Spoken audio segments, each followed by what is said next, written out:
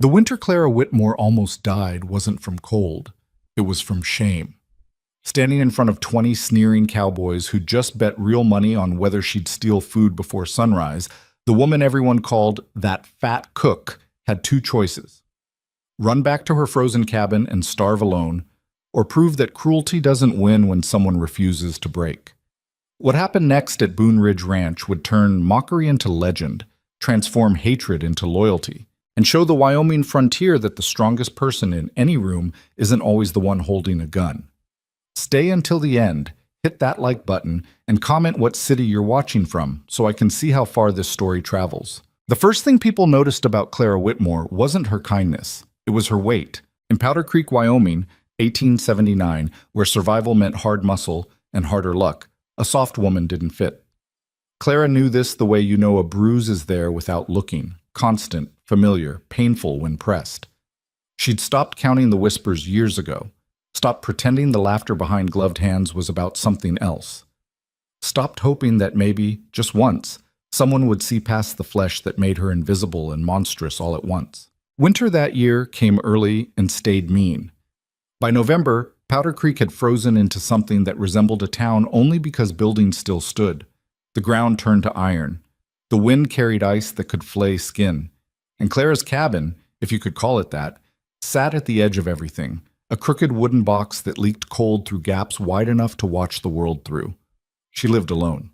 That wasn't a choice. 3 years earlier, her father had died of pneumonia. Coughing blood into rags, Clara burned afterward because she couldn't stand to look at them.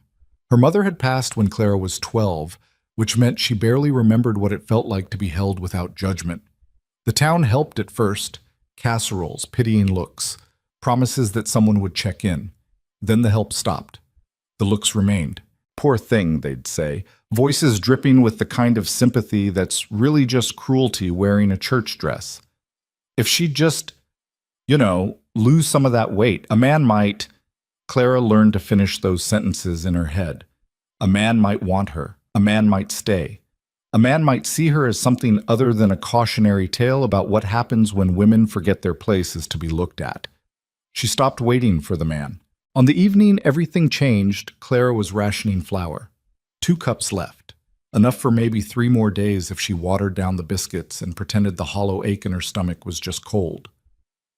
The fire in her stove had died to embers. She couldn't afford more wood until she sold the quilt she'd been working on for 2 months, and Mrs. Howell at the general store had already said she'd only pay half what it was worth. "Supply and demand, dear," Mrs. Howell had said, not meeting Clara's eyes. "Nobody's buying much these days." What she meant was, nobody wants to buy something touched by you. Clara sat in the near dark, needle pulling thread through fabric, fingers numb despite being indoors. The wind outside sounded like wolves. She'd gotten used to that sound, gotten used to a lot of things: the hunger, the cold, the loneliness that sat in her chest like a stone. Then someone knocked. It wasn't a polite knock. It was the kind of knock that said the person on the other side didn't care if you were decent or ready or even alive. They were coming in regardless. Clara stood slowly, joints protesting. She wasn't old, 28, but her body moved like it was twice that. Poverty ages you faster than time. She opened the door. The man standing there looked like winter itself had taken human form. Tall, broad-shouldered, face weathered by wind and sun into something between handsome and harsh. Dark hair going gray at the temples. Eyes the color of storm clouds. He wore a heavy coat that probably cost more than her cabin, and his boots were the kind that meant he walked through the world expecting it to move. Clara recognized him immediately. Everyone in Powder Creek knew Silas Boone. "Mr. Boone," she said, hating how small her voice sounded. Can I help you?" He looked at her the way most men did. A quick scan, an assessment, a decision made in seconds. But unlike most men, he didn't look away with disgust or pity. He just looked tired. "You Clara Whitmore?" "Yes, sir." "You cook?" The question caught her off guard. Yes?" "Good." He shifted his weight, and Clara noticed he was favoring his left leg. Old injury, probably. "I need someone at the ranch. Cook died 2 days ago." Heart gave out. 20 men to feed and no one who knows the difference between a skillet and a shovel. You interested? Clara's mind stumbled over itself trying to catch up. Silas Boone owned the largest ranch within 50 miles, Boone Ridge, up in the hills where the wind hit hardest and only the meanest cattle survived. He didn't come into town often, didn't need to. People came to him. She swallowed. Mr. Boone, I appreciate the offer, but what? The words stuck in her throat. How did you tell a man like Silas Boone that you were terrified? That the idea of walking into a bunkhouse full of cowboys, men who'd mock her, humiliate her, make bets about how much food she'd sneak when no one was watching, made her want to nail her door shut and never leave? No man wants a fat woman, she said finally, the truth scraping out like glass. Especially not 20 of them. They won't respect me, won't listen. I'll just be... A joke? Silas finished. His voice wasn't cruel, just factual. Clara nodded, eyes burning. Silas was quiet for a moment. The wind howled, snow began to fall, small flakes that caught in his hair like ash. I'm not looking for beauty, Miss Whitmore, he said. I'm looking for someone who can make broken men remember what home feels like. You can do that? Something in his voice, not pity, not charity, but something Clara couldn't quite name, made her look up. I can cook, she said quietly. I'm good at it, really good. Then that's all I need. He pulled a folded paper from his coat pocket. Contract simple. Room, board, $40 a month. You cook 3 meals a day, keep the kitchen clean, don't start trouble. Men give you problems, you tell me. I'll handle it. $40. Clara's hand started shaking. She made maybe $10 a month selling quilts and doing laundry for people who paid late and complained about the quality. $40 meant wood for the fire, flour that wasn't half dust, maybe even a new dress that didn't have patches on patches. It meant surviving winter. When would I start? She asked. Now. Pack what you need. Wagon's outside. Now? But Mr. Boone, it's nearly dark and the storm. Storm's why we're leaving now. Gets worse, we won't make it up the ridge. You coming or not? Clara looked back at her cabin. At the cold fireplace, the thin blankets, the emptiness that had become so familiar, she sometimes forgot it was supposed to hurt. Then she looked at Silas Boone, this hard-eyed stranger offering her something no one else ever had. A chance. I'll get my things, she said. The wagon ride took 2 hours and felt like drowning in frozen air. Clara sat beside Silas on the bench, a thin coat doing nothing against wind that cut through fabric like it wasn't there. She'd packed fast. Clothes, her mother's cookbook, the quilt she'd been working on. Everything she owned fit in one canvas bag that looked childish sitting in the wagon bed next to Silas's supplies. He didn't talk much, just drove, hands steady on the reins, jaw set against the cold. Clara tried twice to make conversation and got one-word answers both times. After that, she stayed quiet and tried not to think about what waited at the end of this ride. 20 men, 20 cowboys who'd take one look at her and decide she wasn't worth basic human decency. She'd dealt with men like that before. The ones who thought a woman's worth started and ended with her face, her body, her ability to be decorative and silent. But those had been chance encounters, passing insults, brief humiliations. This was different. This was walking into a space where she'd be surrounded, outnumbered, reduced to entertainment. You can leave, she told herself. First sign of trouble, you pack that bag and walk back to town. $40 isn't worth... Worth what? Her dignity? That was already gone. Her safety?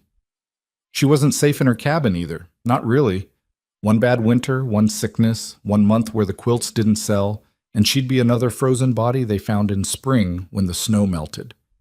At least at Boone Ridge, she'd eat. You scared? Silas asked suddenly. Clara jumped. What? You're scared. Can tell by how you're breathing. Fast. Shallow. She wanted to lie, but something about the darkness and the snow, and the fact that this man had already seen her at her most pathetic, made honesty feel easier. Yes, she admitted. I'm scared. Silas nodded once, like she'd confirmed something he already knew. Men at the ranch are rough, not cruel mostly, just rough. They'll test you, see if you break. And if I do break? Then you weren't right for the job. He glanced at her, and in the dim light from the wagon's lantern, his face looked less harsh, almost kind. But I don't think you'll break. You don't know me, Mr. Boone. Know enough. Woman who survives 3 winters alone in a cabin held together with hope and splinters? That's not someone who breaks easy. Clara didn't know what to say to that. No one had ever called her strong before. Pathetic, yes. Pitiable, certainly. But strong? The word felt foreign. They drove in silence after that. The ridge came into view slowly, a dark mass against darker sky, mountains pressing close like giants. The road narrowed, turned treacherous. Twice the wagon wheels slipped on ice and Clara's heart stopped. But Silas just corrected, calm as if they were riding through summer grass. Finally, lights appeared, small at first, then growing. The ranch. Boone Ridge sat in a valley between 2 hills, protected from the worst of the wind, but still brutal in winter. Clara counted 4 buildings, a main house, a bunkhouse, a barn, and what looked like a storage shed. Smoke rose from the bunkhouse chimney. Horses moved in the corral, restless shadows. Silas pulled the wagon up to the main house and set the brake. Kitchen's through the back. I'll show you. He climbed down, and Clara followed, legs shaky from cold and nerves. The main house was bigger than she'd expected. 2 stories, solid construction, the kind of place that said money and permanence. Silas led her around to the back door, boots crunching in snow. Inside, warmth hit her like a physical thing. Clara almost gasped. A fire roared in the kitchen hearth, and the room itself was huge, bigger than her entire cabin. Cast iron stove, long wooden table, shelves stocked with dry goods, pots and pans hanging from hooks, a window that overlooked the valley. This is... She couldn't finish. It was too much. Too nice. Yours, Silas said. Your room's upstairs, second door on the left. Get settled tonight. Breakfast is at 5. Men expect coffee and something hot. Lunch at noon. Dinner at 6. Think you can handle that? Clara walked to the stove, ran her hand over the surface. Still warm from earlier cooking. She opened the flour bin. Full. Checked the cold storage. Ham, bacon, eggs, milk. Supplies she hadn't seen in months, just sitting there like they were normal.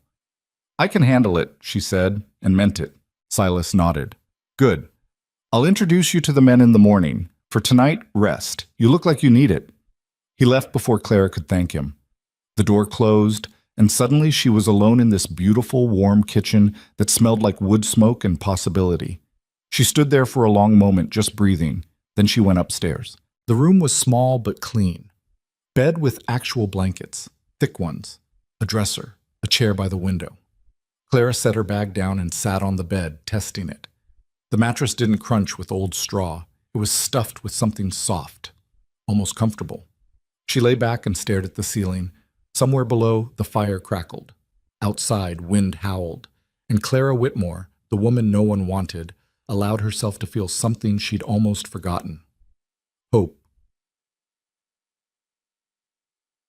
What? 5 o'clock came fast and dark. Clara woke to her own internal clock. Years of rising early to maximize daylight left patterns you couldn't shake. She dressed quickly, hands clumsy with nerves, and went downstairs. The kitchen was cold. The fire had died overnight. She rebuilt it, hands remembering motions her mother had taught her a lifetime ago. Kindling first, then larger pieces, positioned just right to catch and hold. While the fire grew, she took stock. 20 men meant quantity, but it also meant she couldn't afford to be fancy. Simple, filling, hot. She found cornmeal, bacon, eggs, molasses, coffee beans that needed grinding. Her hands moved faster as a plan formed. Cornbread. Bacon fried crisp. Scrambled eggs with butter and salt. Coffee strong enough to wake the dead. Simple. But done right, simple became good. And good became the difference between men who tolerated you and men who remembered you existed. By 4:30, the kitchen smelled like everything warm in the world. Claire had mixed the cornbread with molasses and a touch of bacon fat for richness. Baked it in the cast iron until the crust turned golden. The bacon she'd fried in batches, keeping it warm in the oven. Eggs she'd leave for last. Had to be fresh, couldn't sit. At 4:45, she heard them. Boots on wood, voices rough with sleep, the bunkhouse door slamming. Clara's hands started shaking. She gripped the edge of the table, forced herself to breathe. "You can do this. It's just cooking, just food." The back door opened. They came in like a wave, big men made bigger by heavy coats and hard living. Clara counted fast. 15, 16, 17, 20 exactly. They filled the kitchen, stomping snow off boots, shedding coats. The smell of unwashed bodies and tobacco and leather replaced the smell of breakfast. Then they saw her. The room went quiet. Not peaceful quiet. The kind of quiet that happens right before something breaks. Clara stood by the stove, wooden spoon in hand, acutely aware of every extra pound on her body. She watched their faces shift, confusion first, then recognition, then amusement. One of them, a younger guy with red hair and a face full of freckles, started to smile. "That's the cook?" he said, not bothering to whisper. "Boone hired that?" Another one laughed. Older, gray beard, eyes mean. "Hell, boys. Guess we know who's eating all the food before we get to it." The laughter spread. Not all of them. Some just looked uncomfortable, and a few didn't react at all. But enough. Enough that Clara felt her face burn, felt the old shame crawl up her spine like a familiar ghost. "Don't cry. Don't give them that." "Morning," she said, voice shaking only slightly. "Breakfast is ready. Cornbread's on the table. Bacon's in the oven staying warm. Coffee's hot. I'll make eggs to order if you want, or scrambled if you don't care." "To order?" The red-haired one laughed again. "Ain't we fancy?" "Sit down, Tucker," a new voice said. Clara looked up. A man near the back, middle-aged, dark skin, eyes that looked like they'd seen too much. He wasn't smiling, wasn't laughing. He walked to the table, pulled out a chair, and sat. "Coffee," he said to Clara. "Black." She poured it, hand steadier now, brought it to him. He nodded thanks. Others started sitting, not because they wanted to be polite, Clara understood, because the older man had given them permission to eat, and hunger beat out mockery. She brought cornbread, bacon, started scrambling eggs in a pan big enough to feed 10 at once. The kitchen filled with the sound of eating, forks on plates, coffee being slurped, bread being torn. No one said thank you. Clara kept cooking, kept moving. Didn't let herself think about the whispers she could hear under the chewing. Didn't look at the way some of them watched her move around the kitchen, smirking. She'd known this would happen, had prepared herself for it. Preparation didn't make it hurt less. "More coffee," someone barked. Not asked, demanded. Clara poured it. "Cornbread's dry," another one said. It wasn't dry. Clara had made cornbread 1,000 times and knew the difference between dry and perfect. But she just nodded. "I'll adjust next time." By 5:30, they were done. They left the way they came, loud, careless, tracking snow back through her clean kitchen. Plates left on the table, coffee spilled, crumbs everywhere. Clara stood in the wreckage and felt something inside her harden. This is the job. Clean it up. She was scrubbing the last plate when Silas appeared. He looked at the empty kitchen, then at her. "How'd it go?" Clara kept scrubbing. "Fine." "They give you trouble?" "Nothing I can't handle." Silas was quiet for a moment. Then, "Tucker's an ass. Most of them will come around once they figure out you're not going anywhere. The ones who don't, I'll deal with them if it gets bad." "I said I can handle it, Mr. Boone." "I know you did." He poured himself coffee from the pot she'd kept warm, took a sip. His eyebrows went up slightly. "This is good coffee." "Thank you." "Cornbread, too." "Had a piece. Best I've had in years." Something loosened in Clara's chest. Not much, just enough to breathe. "That's kind of you to say." "Not being kind, being honest." He set the cup down. "You'll be fine here, Miss Whitmore. Give it time." He left, and Clara went back to scrubbing. But the words stayed with her, turning over in her mind like stones in a river. "You'll be fine." She wanted to believe that. Batrati. The first week was a test Clara hadn't studied for. Every meal, the same routine. Men filing in, finding new ways to mock her. Jokes about her size, her cooking, her presence. How much she must be eating when they weren't looking. Bets placed openly about whether she'd last a month. Tucker, the red-haired one, seemed to take particular joy in it. Loud comments about saving room before she ate it all. Theatrical groans about how the bacon was probably already gone. Clara cooked, cleaned, kept her head down. But she also paid attention. She noticed that the older man who'd asked for coffee that first morning, His name was Samuel, always sat in the same spot. Noticed that he ate slowly, like chewing hurt. Noticed the way he favored his right side when he stood. Old injury, probably ribs. So she started making his portions softer, cornbread with extra molasses so it practically melted. Bacon fried less crisp, scrambled eggs instead of fried. Never said a word about it, just put his plate down and moved on. After 3 days, Samuel caught her eye and nodded once. Just once. But it was enough. She noticed Tucker didn't eat the vegetables she put out at dinner, pushed them around his plate like a kid. But he always finished the meat, sopped up gravy with bread until the plate shined. So she started making extra gravy, thick and rich, and watched him eat 3 helpings without complaint. She noticed a younger cowboy named James always asked for coffee but never drank more than half.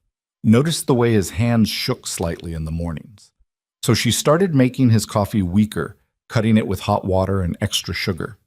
The shaking eased. One by one, without saying a word, Clara started learning them.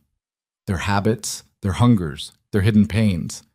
And one by one, the portions on their plates began to shift. Not obviously, she wasn't trying to be noticed, just trying to do her job better than anyone expected. It was Samuel who spoke up first. Week 2, breakfast. Clara was pouring coffee when he said, clear and loud enough for the whole room to hear. This is the best food this ranch has seen in 5 years. Anyone says different is a damn liar.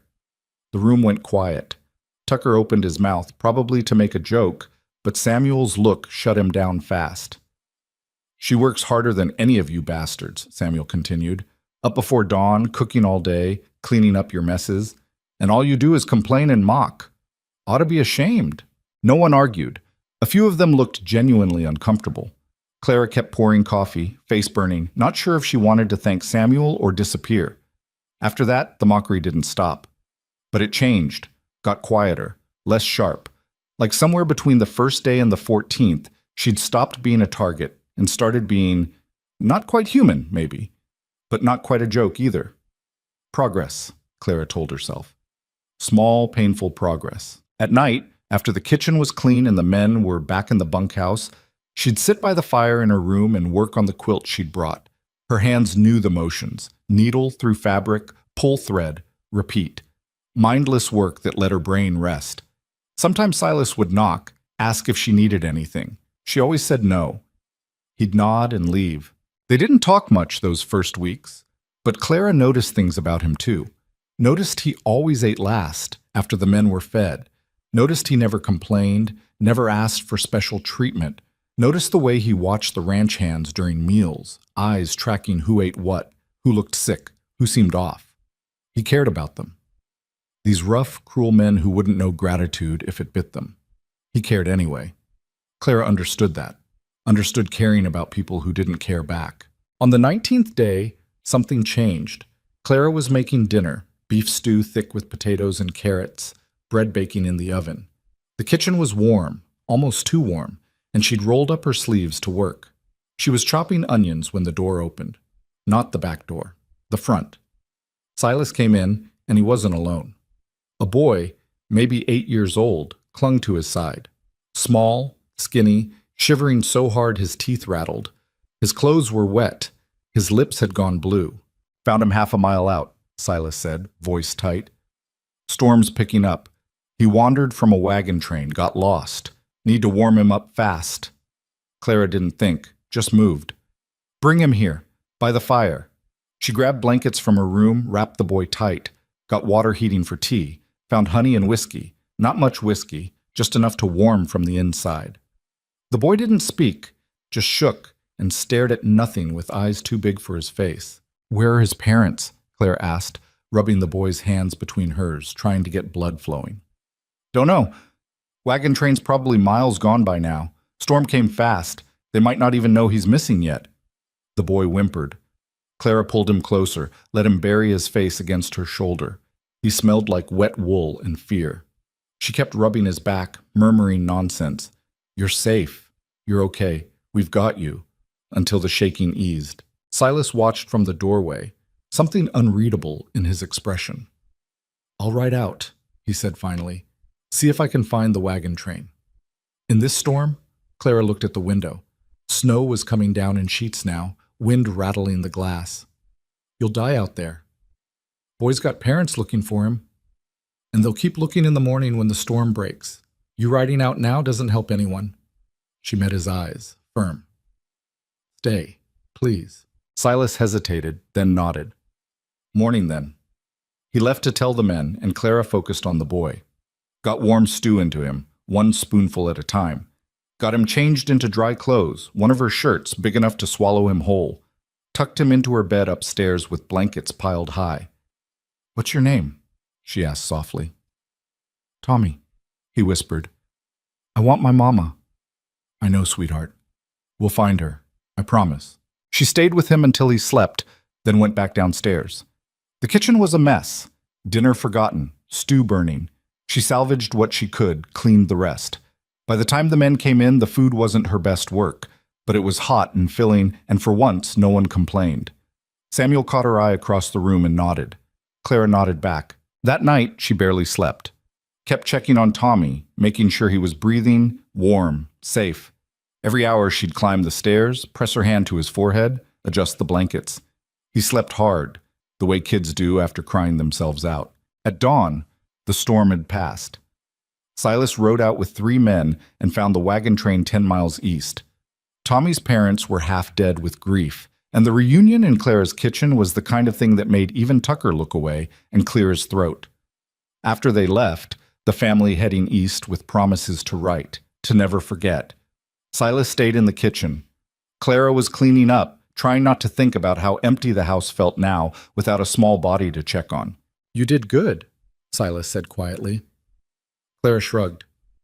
Just did what needed doing. Most people wouldn't have. Would have warmed him up and sent him on his way. You treated him like he was yours. She didn't know how to respond to that, so she just kept scrubbing dishes. Silas stepped closer, close enough that Clara could smell leather and cold air and something else. Wood smoke, maybe. Thank you, he said, for taking care of him, for everything. I know the men aren't easy. It's fine. It's not fine, but you're handling it anyway. He paused. You're stronger than you think, Miss Whitmore. Clara's hand stilled in the water. Those words again. Strong. Like he saw something in her she couldn't see in herself. Thank you, Mr. Boone, she managed. He left, and Clara stood alone in the kitchen, hands dripping, heart doing something strange in her chest. Something that felt dangerous. Felt like the beginning of something she knew better than to want. But wanting and stopping wanting had never been the same thing. Clara had learned that a long time ago. Some hungers didn't die just because you starved them. She dried her hands and went back to work. There was always more work.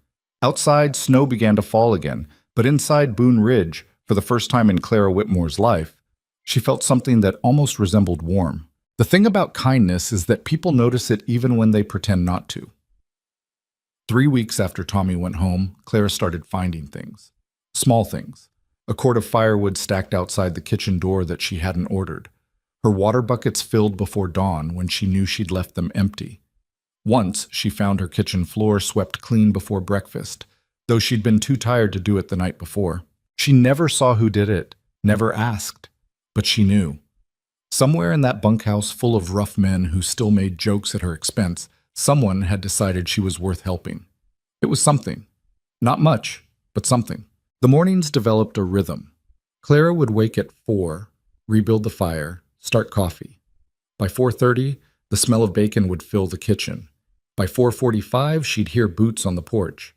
The men would file in, loud and crude and hungry, but they'd sit, they'd eat. And slowly, meal by meal, the mockery shifted from sharp to almost playful. Tucker still made comments.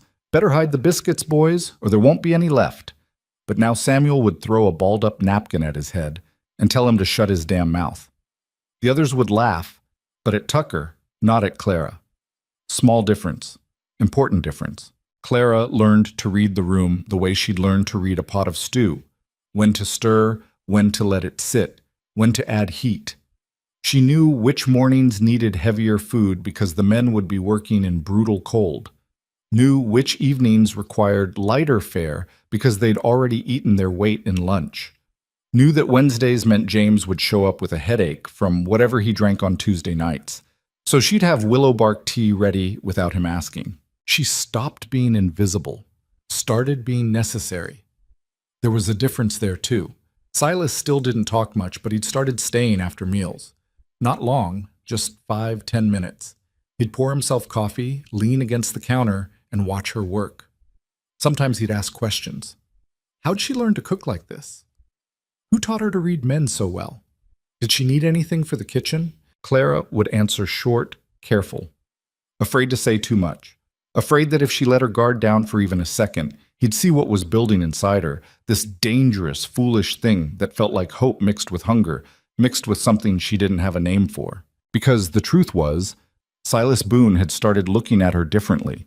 She caught it in peripheral vision, the way his eyes would follow her across the kitchen, the way he'd pause mid-sentence when she leaned over to grab something, like he'd forgotten what he was saying, the way his voice got quieter when they were alone, softer, like he was talking to something breakable. Clara told herself she was imagining it.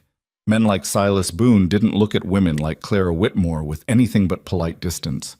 That was just reality. The sooner she accepted it, the less it would hurt when he eventually hired someone prettier to cook or married some rancher's daughter with a small waist and clear skin. But then March came, and with it, the first break in winter's grip. The snow started melting in patches, revealing dead grass and mud underneath. The temperature climbed just enough that you could work outside without your fingers going numb. The cattle, penned close during the worst of winter, started getting moved to farther pastures, which meant longer days for the men, which meant bigger meals for Clara. She was kneading bread dough one afternoon, arms deep in flour, hair escaping its pins, sweat on her forehead despite the lingering cold, when Tucker came into the kitchen alone. Not with the others, just him. Clara's hands stilled. Tucker rarely spoke to her one-on-one. When he did, it was usually to make some joke at her expense before leaving. "Need something?" she asked, not looking up. Tucker shifted his weight, uncomfortable. "Yeah, He cleared his throat. "My sister's getting married, down in Laramie. Wedding's in May. Congratulations." "Yeah, thing is, she asked me to bring someone. You know, a girl, and I'm not good at talking to—" He trailed off, face going red. "You know any women in town who might want to go to a wedding with a cowboy who's got 2 left feet and no conversation skills?" Clara looked up then, surprised. Tucker was staring at the floor like it held answers, hands shoved in his pockets. He looked young suddenly, younger than she'd thought, maybe 22, 23 at most. "You're asking me for advice about women?" "I'm asking because you're a woman and you seem like you'd know about this stuff." He glanced up, defiant. "And before you say anything, yeah, I know I've been an ass to you. I ain't stupid. But you also make the best food I've ever had, and you're the only person in this whole damn place who doesn't treat me like I'm worthless, even though I probably deserve it. So yeah, I'm asking." Something in Clara's chest cracked open, just a little. "There's a girl who works at the general store," she said slowly. "Mrs. Howell's niece, Sarah. She came in about a month ago from the east, seems sweet, shy, probably wouldn't mind going to a wedding with someone who's honest about having 2 left feet." Tucker's face lit up. "Yeah? You think she'd say yes?" "I think if you ask polite and don't make jokes about her appearance or act like she should be grateful for the attention, she might." "I can do that." He nodded, more to himself than to her. Then, awkwardly, "Thanks, Miss Whitmore, and sorry for being such a jackass when you first got here." "You were testing me." "I was being a jackass," Tucker corrected. "But you're all right. Better than all right. Just wanted you to know." He left before Clara could respond, and she stood there with flour-covered hands, feeling something she hadn't felt in years. Acceptance. Not from everyone, maybe. Not even from most people, but from Tucker, the loudest critic in a room full of critics, and that meant something. She went back to kneading, and when Silas came in an hour later asking what had Tucker grinning like an idiot, Clara just smiled and said, "He's figuring things out." Silas raised an eyebrow but didn't push, just poured coffee and settled into his usual spot. They worked in comfortable silence, Clara rolling dough, Silas going through supply orders. The kitchen smelled like yeast and warmth. "You're good with them," Silas said eventually. "The men. You see things other people miss." Clara shrugged. "Just pay attention. Most people don't. They see what they want to see and ignore the rest." He set down his pen, looked at her directly. You actually care. That's rare. Caring's easy when people let you. Is it? His voice was quiet. I've met plenty of folks who had every opportunity to care and chose not to. You didn't have to learn their habits. Didn't have to adjust meals or keep willow bark tea on hand for James's hangovers. Could have just cooked food and called it done. That's not how I work. I know. He paused. That's why you're still here. The words hung in the air between them, meaning more than they said. Clara felt her face heat, felt something dangerous flutter in her stomach. She focused on the dough, kneading harder than necessary. Mr. Boone, Silas, he interrupted. You've been here 2 months. Think we're past formalities. Silas, then. She swallowed. I appreciate the job. Appreciate you giving me a chance when no one else would. But I'm just doing what you hired me for. Nothing special. If you really believe that, you wouldn't say it. Clara looked up, found him watching her with an expression she couldn't read. Not pity, not amusement. Something else. Something that made her want to run and stay in equal measure. I should finish this bread, she said, voice unsteady. Silas stood. Right. I'll let you work. He left, and Clara pressed her forehead against the cool counter, trying to calm her racing heart. This was dangerous. This feeling, this connection, this stupid hope that maybe, just maybe, someone like Silas Boone could see her as more than the fat woman he'd hired out of desperation. She'd been down this road before. Different men, same ending. They'd be kind. She'd mistake kindness for interest, and then they'd make it clear, gently or not, that friendship was one thing, but anything more was laughable. Clara had learned to spot the signs, learned to protect herself. But Silas didn't feel like those other men. He felt different, and that scared her more than anything. The next week, everything shifted again. A blizzard hit, one of those late-season storms that came out of nowhere and turned the world white in minutes. Clara had seen the signs that morning, the way the air felt too still, the way the animals moved restless in their pens. She'd prepped extra food, knowing the men might get stuck outside, might need something hot when they finally made it back. What she hadn't expected was the storm to hit at noon, trapping half the crew out on the far pasture and the other half scattered across the ranch trying to secure livestock. By 2 o'clock, visibility was 0. By 3, the wind was strong enough to rip shutters off buildings. Clara kept the fire high, kept coffee brewing, and waited. The kitchen had become a haven, the only warm, safe place on the entire ranch. They started coming back in groups. Samuel first, half frozen, leading 2 younger hands who looked close to collapse. Clara wrapped them in blankets, forced hot coffee into their shaking hands, didn't ask questions. Then more. Tucker and 4 others, covered in snow, lips blue. She made them strip off wet clothes right there in the kitchen, threw blankets over their shoulders without modesty or shame. Survival first, embarrassment later. By 5, everyone was accounted for except 3 men and Silas. Where are they? Clara demanded, wrapping another blanket around James, who couldn't stop shivering. North pasture, Samuel said, teeth chattering. Silas went after them when the storm hit, said he'd bring them back. That was 3 hours ago. Storm's bad, Miss Whitmore, real bad. Might take time. Clara looked at the window. Couldn't see anything but white. The wind howled like something alive and angry. 3 hours in that. Even Silas, who knew this land better than anyone, could get lost, could freeze, could die. I'm going out, she said. Like hell you are, Samuel shot back. You'll get 10 feet and lose the house. Storm like this, you don't go out unless you got no choice. They might need help, and you'll be more help alive than dead. Samuel's voice was firm. We wait. It's all we can do. Clara hated it, hated standing useless in the warm kitchen while men died outside. But Samuel was right. She'd be no help dead. So she cooked, made more coffee, made stew thick with meat and potatoes, made bread, kept her hands busy so her mind wouldn't spiral into all the terrible possibilities waiting in the white chaos outside. An hour passed, then another. The men in the kitchen stopped talking, just sat and listened to the wind. Clara stirred the stew and tried not to think about Silas's body frozen somewhere on his own land, snow covering him like a burial shroud. At 7:30, the back door slammed open. 4 shapes stumbled in, more snow than human. Clara rushed forward, helping them inside. 3 ranch hands she barely knew, half dead with cold. And Silas. His face was white. His lips had gone gray. He collapsed against the doorframe, and Clara caught him, staggering under his weight. "Get him by the fire," Samuel ordered, already moving. "Strip off those wet clothes. Move!" They worked fast. Got Silas out of his frozen coat and boots. His shirt crackled with ice when they pulled it off, and his skin underneath was mottled red and white, frostbite setting in. Clara grabbed every blanket she had, wrapped him tight, pulled him close to the fire. "Silas," she said, hands on his face, trying to warm him with her own heat. "Silas, can you hear me?" His eyes opened, unfocused. "Clara." "I'm here.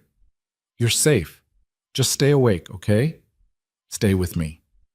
She'd never used his first name before, never let herself get that familiar.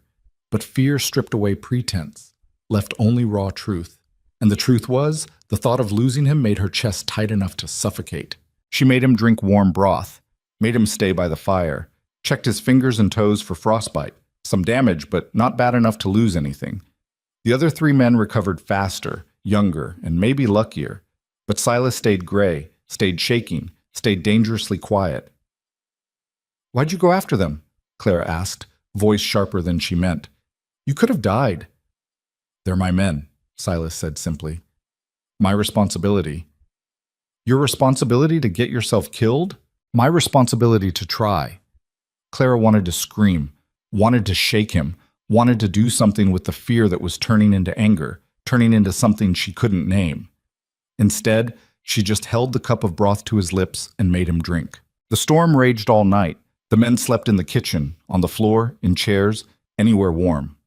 Clara stayed by Silas, checking his pulse, his breathing, the color returning to his skin. Samuel tried to tell her to rest, but she refused. Couldn't rest. Not while Silas looked that fragile. Somewhere around midnight, Silas's eyes opened, clearer now, more focused. "You're still here," he murmured. "Where else would I be?"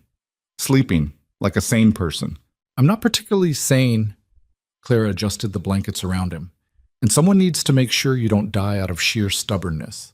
He almost smiled. "Stubborn? That what you think of me?" "Among other things." "What other things?"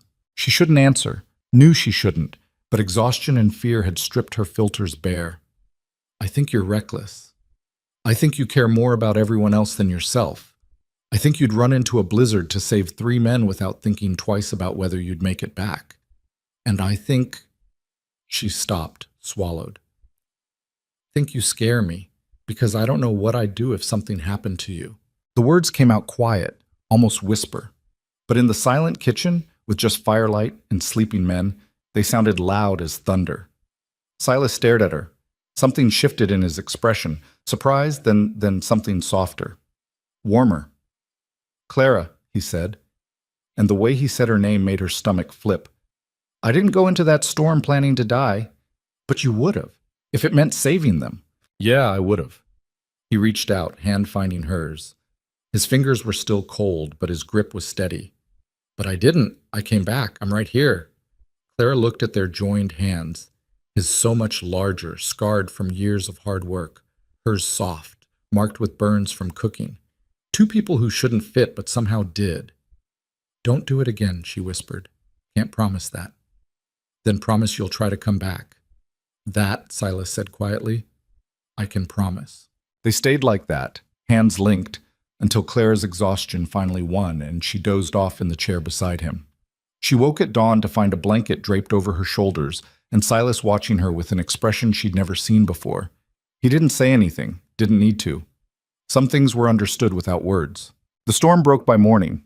The ranch dug itself out slowly, clearing paths, checking livestock, counting losses. 2 cows dead, part of the barn roof damaged, but all the men alive. That was what mattered. Clara threw herself into cooking, made enough food to feed an army because half the men could barely move from exhaustion and cold. They ate like they were starving, and for once, nobody made jokes. Nobody complained. They just ate and looked at her with something that might have been respect. Tucker, emboldened by near death or maybe just tired of his own cowardice, cornered Clara after breakfast. "You care about him," he said. Not a question. Clara's hand stilled in the dishwater. I don't know what you're talking about. Boss, Silas, you care about him. Tucker leaned against the counter, arms crossed. Saw you last night. Saw how you looked at him. I look at everyone the same way when they're half frozen. Bullshit. Tucker's voice wasn't cruel, just honest. And before you deny it, I ain't judging, just be careful. Silas is a good man, but he's complicated. Lost his wife 5 years back. Hasn't looked at a woman since. Until you. Clara's heart stopped. His wife? Fever took her, quick and mean. He doesn't talk about it. Won't even say her name, just works. That's all he does. Work and survive. Tucker straightened. But he looks at you different, talks about you different. So whatever's happening, just be careful, for both your sakes. He left, and Clara stood frozen, trying to process. Silas had been married, had loved someone, had lost her. And now he was, what? Interested in Clara, or just kind to someone who reminded him of loneliness he was trying to forget? She didn't know, didn't trust herself to know. That evening, after the men were fed and the kitchen cleaned, Silas knocked on her door. Walk with me? He asked. Clara grabbed her coat.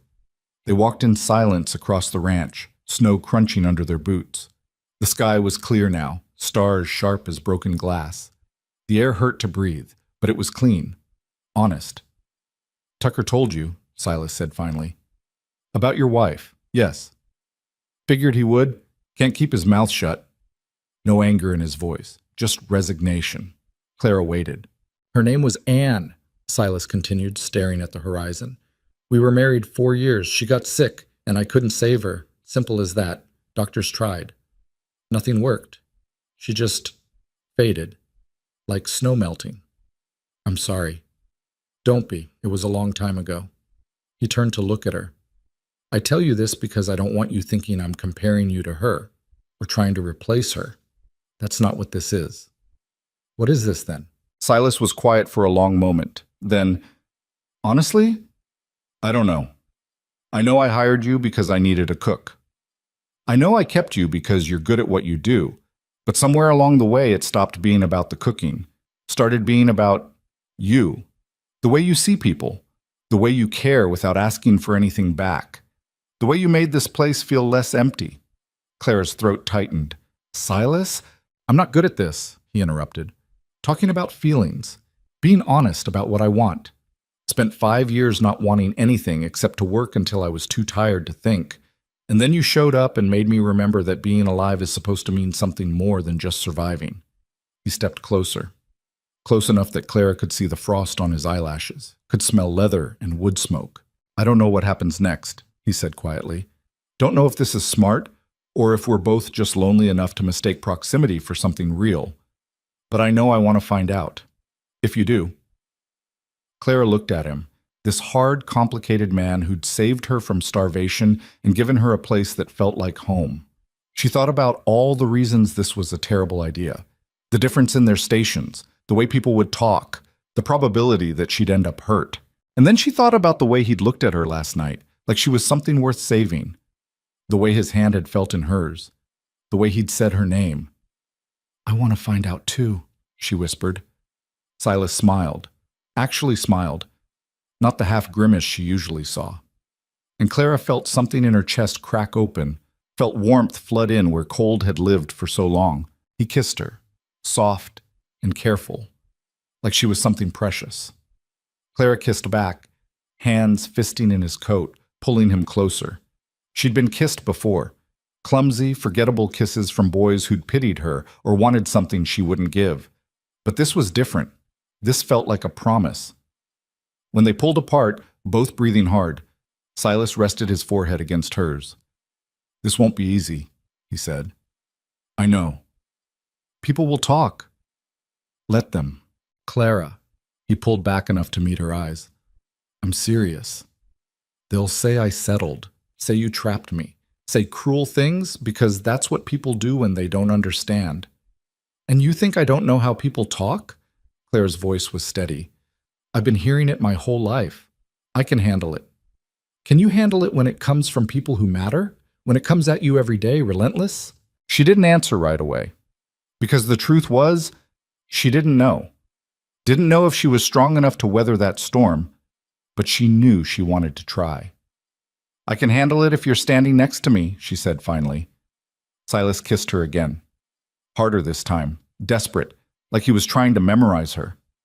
And Clara let herself believe, just for a moment, that maybe this could work.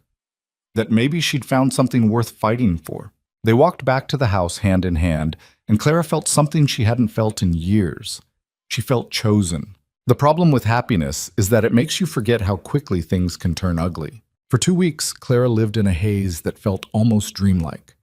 Silas would find excuses to stay in the kitchen after meals, their conversations stretching longer each night. He'd brush her hand when reaching for coffee. She'd catch him watching her with an expression that made her stomach flip. Once, when the men were all out working, he'd pulled her into the pantry and kissed her breathless against shelves of flour and sugar, both of them laughing like thieves afterward. The ranch hands noticed. Of course they noticed. But most of them seemed content to pretend they didn't see anything. Samuel actually looked pleased, though he never said a word. Tucker made one joke. Boss is in a better mood these days, wonder why? And got elbowed so hard by James, he shut up for the rest of the meal. Clara let herself believe it could stay this simple, this private, this safe. She should have known better. It was mid-April when Powder Creek started thawing properly, turning roads from ice to mud, but at least making them passable. Supplies could come in more regularly. Mail started arriving again. And people who'd been trapped in town all winter, started making their way out to the ranches. Clara was rolling pie dough when she heard horses outside. Multiple horses. She looked out the window and saw a wagon pulling up to the main house, fancy enough that it didn't belong to any rancher she knew. 2 women sat in the front, both wearing clothes too fine for Wyoming mud. Something cold settled in her stomach. Silas came out of the barn, wiping his hands on his pants. He stopped when he saw the wagon, and even from the kitchen window, Clara could see his whole body go tense. One of the women climbed down, tall, slim, dark hair swept up in a style Clara had only seen in magazines. Her dress probably cost more than Clara made in 6 months.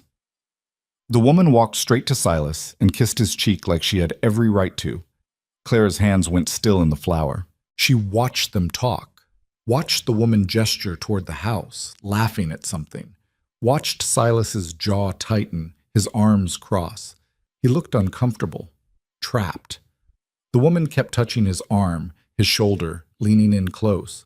After what felt like hours but was probably 5 minutes, Silas nodded and led both women toward the house, toward the kitchen.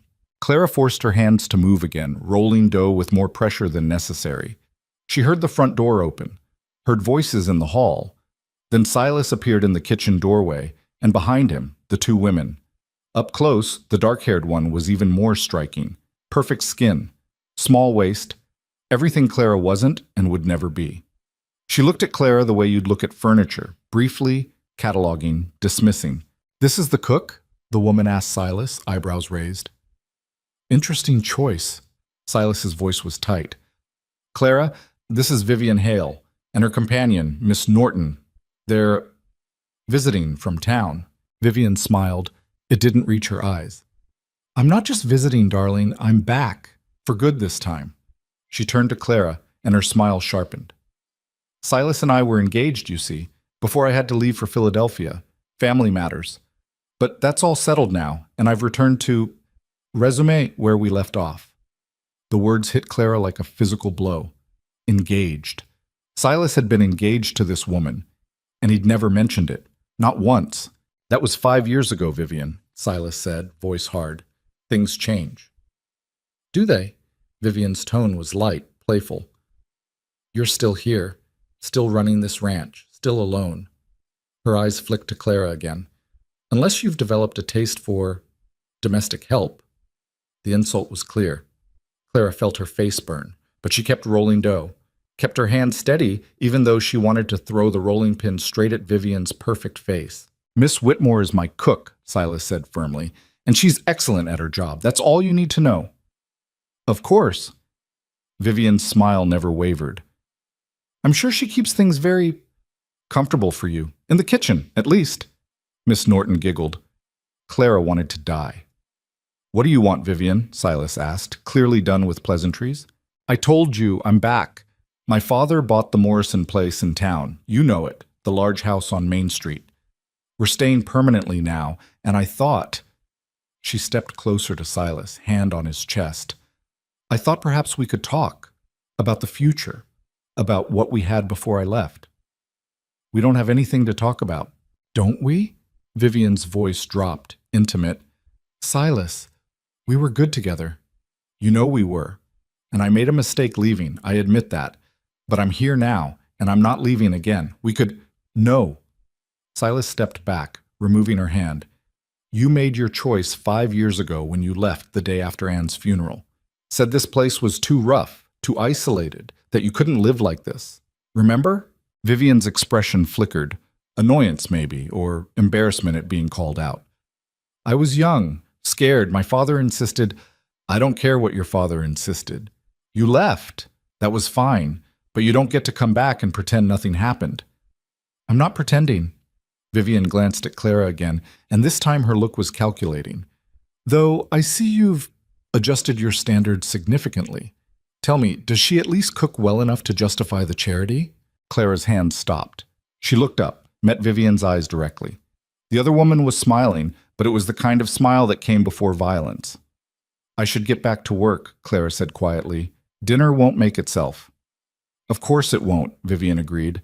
"And I imagine you need quite a lot of it. For yourself, I mean." The kitchen went silent. Even Miss Norton looked uncomfortable. Silas's voice when he spoke was ice. "Get out!" Vivian blinked. "What?" "Get out of my house. Now." "Silas, I was only—" "You were insulting someone who's done nothing to you. Someone who works harder in a day than you've worked in your entire life. And you did it in my home, standing in her kitchen." He moved to stand beside Clara, close enough that their shoulders nearly touched. "So I'll say it once more. Get out." Vivian's face went red. "You're defending her? This woman? Over me?" "I'm defending someone who deserves respect. You want to insult people? Do it somewhere else." For a moment, Clara thought Vivian might actually leave, but then her expression shifted, from anger to something colder, more deliberate. She looked at Clara with open contempt. "I see," Vivian said softly. "This is pathetic, Silas. Even for you. She's fat, she's plain, she's nothing. And you're what? Playing house with the help because you're lonely? Because you can't do better? Vivian." Silas's voice was a warning, but Vivian kept going, words spilling out like poison. "Look at her. Really look at her. She's disgusting. Do you honestly think she cares about you? She probably saw an opportunity and grabbed it. A rich rancher, desperate and grieving, easy target. I'm sure she's already counting how much she can get out of you before—" The slap came so fast Clara barely saw it. Silas's hand connected with Vivian's cheek with a crack that echoed through the kitchen. Not hard enough to truly hurt, Silas had pulled the blow, but hard enough to shock. Vivian stumbled back, hand to her face, eyes wide. "Get out!" Silas's voice was deadly quiet. "And don't come back. Ever." Miss Norton grabbed Vivian's arm, pulling her toward the door. Vivian went, but she stopped at the threshold, turned back. Her eyes were wet now, but not from pain. From rage. "You'll regret this," she said, "when everyone in Powder Creek knows you've taken up with that creature. When they laugh at you, mock you, question your judgment, you'll regret choosing her." "The only thing I regret," Silas said, "is ever thinking you were worth my time." Vivian left. They heard the wagon pull away, wheels churning mud. And then the kitchen was silent except for Clara's ragged breathing. She couldn't look at Silas, couldn't speak. Her hands were shaking so badly she had to grip the counter to keep them still. Every word Vivian had said was circling in her head. Fat, plain, nothing, disgusting creature. Words she'd heard before in different voices, but never so concentrated, never aimed with such precision. "Clara, Silas started. "Don't." Her voice came out broken. "Please don't. She's a cruel, bitter woman who said exactly what everyone's thinking." Clara finally looked at him, and the expression on his face made her chest ache. "She's right, Silas, about all of it. What are we doing? What is this? You're a respected rancher, and I'm the fat woman you hired to cook. People will talk. They'll say terrible things. They'll let them talk. You say that now, but when it's your reputation on the line, when people question your judgment, your business sense, whether you're fit to run this ranch. When Vivian spreads whatever lies she's going to spread, and people believe them because it's easier to believe I'm some kind of opportunist than to believe you could actually... She couldn't finish. Could actually what? Silas stepped closer. Care about you? Want you? Choose you? Yes! The word came out louder than she meant. Because why would you? Look at me. Really look. I'm not blind. I know what I look like. I know what people see when they see me. And you're everything I'm not. So yes, I have a hard time believing this is real and not just loneliness or proximity or some kind of temporary insanity that'll wear off the second you have better options. Silas stared at her for a long moment. Then he laughed. Actually laughed, short and bitter. You think I'm doing this because I don't have better options? Clara, I've had better options. Women prettier, thinner, more refined. Women like Vivian who looked perfect and said all the right things. You know what they all had in common? They didn't give a damn about anyone but themselves. They wanted the ranch, the status, the money. Not me. Never me. He moved closer, and Clara couldn't back away. Didn't want to, even though every instinct said to run. You want to know what I see when I look at you? Silas continued, voice rough. I see someone who gets up before dawn every day to make sure 20 ungrateful bastards have hot food. Someone who learned their habits and quirks without being asked. Someone who risked her own comfort to save a freezing child. Someone who sat up all night making sure I didn't die from frostbite because she gave a damn whether I lived. That's just what? Your job? Bullshit. You could have done the bare minimum and collected your pay. Instead, you cared. You saw me, saw the men, saw this whole broken place, and decided it was worth your effort. That's what I see. That's what I want. Clara's throat was so tight she could barely breathe. But what about what she said? About people talking? They'll talk anyway. People always talk. But here's what Vivian doesn't understand. I don't give a damn what Powder Creek thinks. This is my ranch, my life, my choice. And I choose you. The words should have felt good, should have filled the hollow places, but instead Clara just felt scared, because wanting this, believing in this, meant opening herself up to a kind of hurt she'd spent years protecting against. I'm terrified, she whispered. So am I. Silas took her hand, held it tight. But I'd rather be terrified with you than safe and empty without you. Clara closed her eyes, felt tears slip down her cheeks. Silas wiped them away with his thumb, gentle despite his calloused hands. Stay, he said quietly. Please, don't let her win. And Clara, who'd run from so many things in her life, made a different choice. She stayed. The fallout from Vivian's visit started within 2 days. Tucker came back from town with supplies and a face like a thundercloud. He found Clara in the kitchen, slammed the bag of flour down harder than necessary. It's all over town, he said without preamble. Vivian's telling everyone you seduced the boss, that you're some kind of... I don't even want to repeat what she's saying. It's vile. Clara's stomach dropped. What exactly is she saying? Tucker looked uncomfortable. That you trapped him. Used your position to... that you're taking advantage of his grief. That he's not thinking straight and you're manipulating him for money. And worse. He paused. She's also saying you're, he gestured vaguely at her body. Making jokes about your weight, about how desperate a man would have to be to... Yeah. The word shouldn't have hurt. Clara had heard variations her entire life, but hearing them spread deliberately, weaponized, made them cut deeper. What are people saying? She asked. In response, Tucker shifted. Some people are laughing. Some people think it's sad. Mrs. Howell at the general store told me to tell you that you should be ashamed, preying on a good man's loneliness. The blacksmith said Silas must have lost his mind. And the preacher... He trailed off. What did the preacher say? That it's unnatural, that a woman like you has no business being with a man like the boss. That it's... Tucker looked miserable. I'm sorry, Miss Whitmore, I shouldn't be telling you this. No, I need to know. Clara's hands were steady as she wiped flour from the counter. I need to know what we're facing. We? Tucker's eyebrows rose. You're staying, then? I'm staying. She said it firm, like saying it out loud made it true. Unless Silas wants me gone. He doesn't. Trust me. He punched a hole in the barn wall yesterday when Samuel told him what people were saying. I've never seen him that angry. Great. So Silas was suffering for this too. The thought made Clara's chest ache. That evening, when the men came in for dinner, the atmosphere was different, heavier. They ate quickly, didn't linger, avoided looking at Clara directly. Even Samuel seemed uncomfortable, though he nodded to her, same as always. After they left, Silas stayed behind. He looked exhausted. "You heard," Clara said. Not a question. "Yeah." "And?" Silas ran a hand through his hair.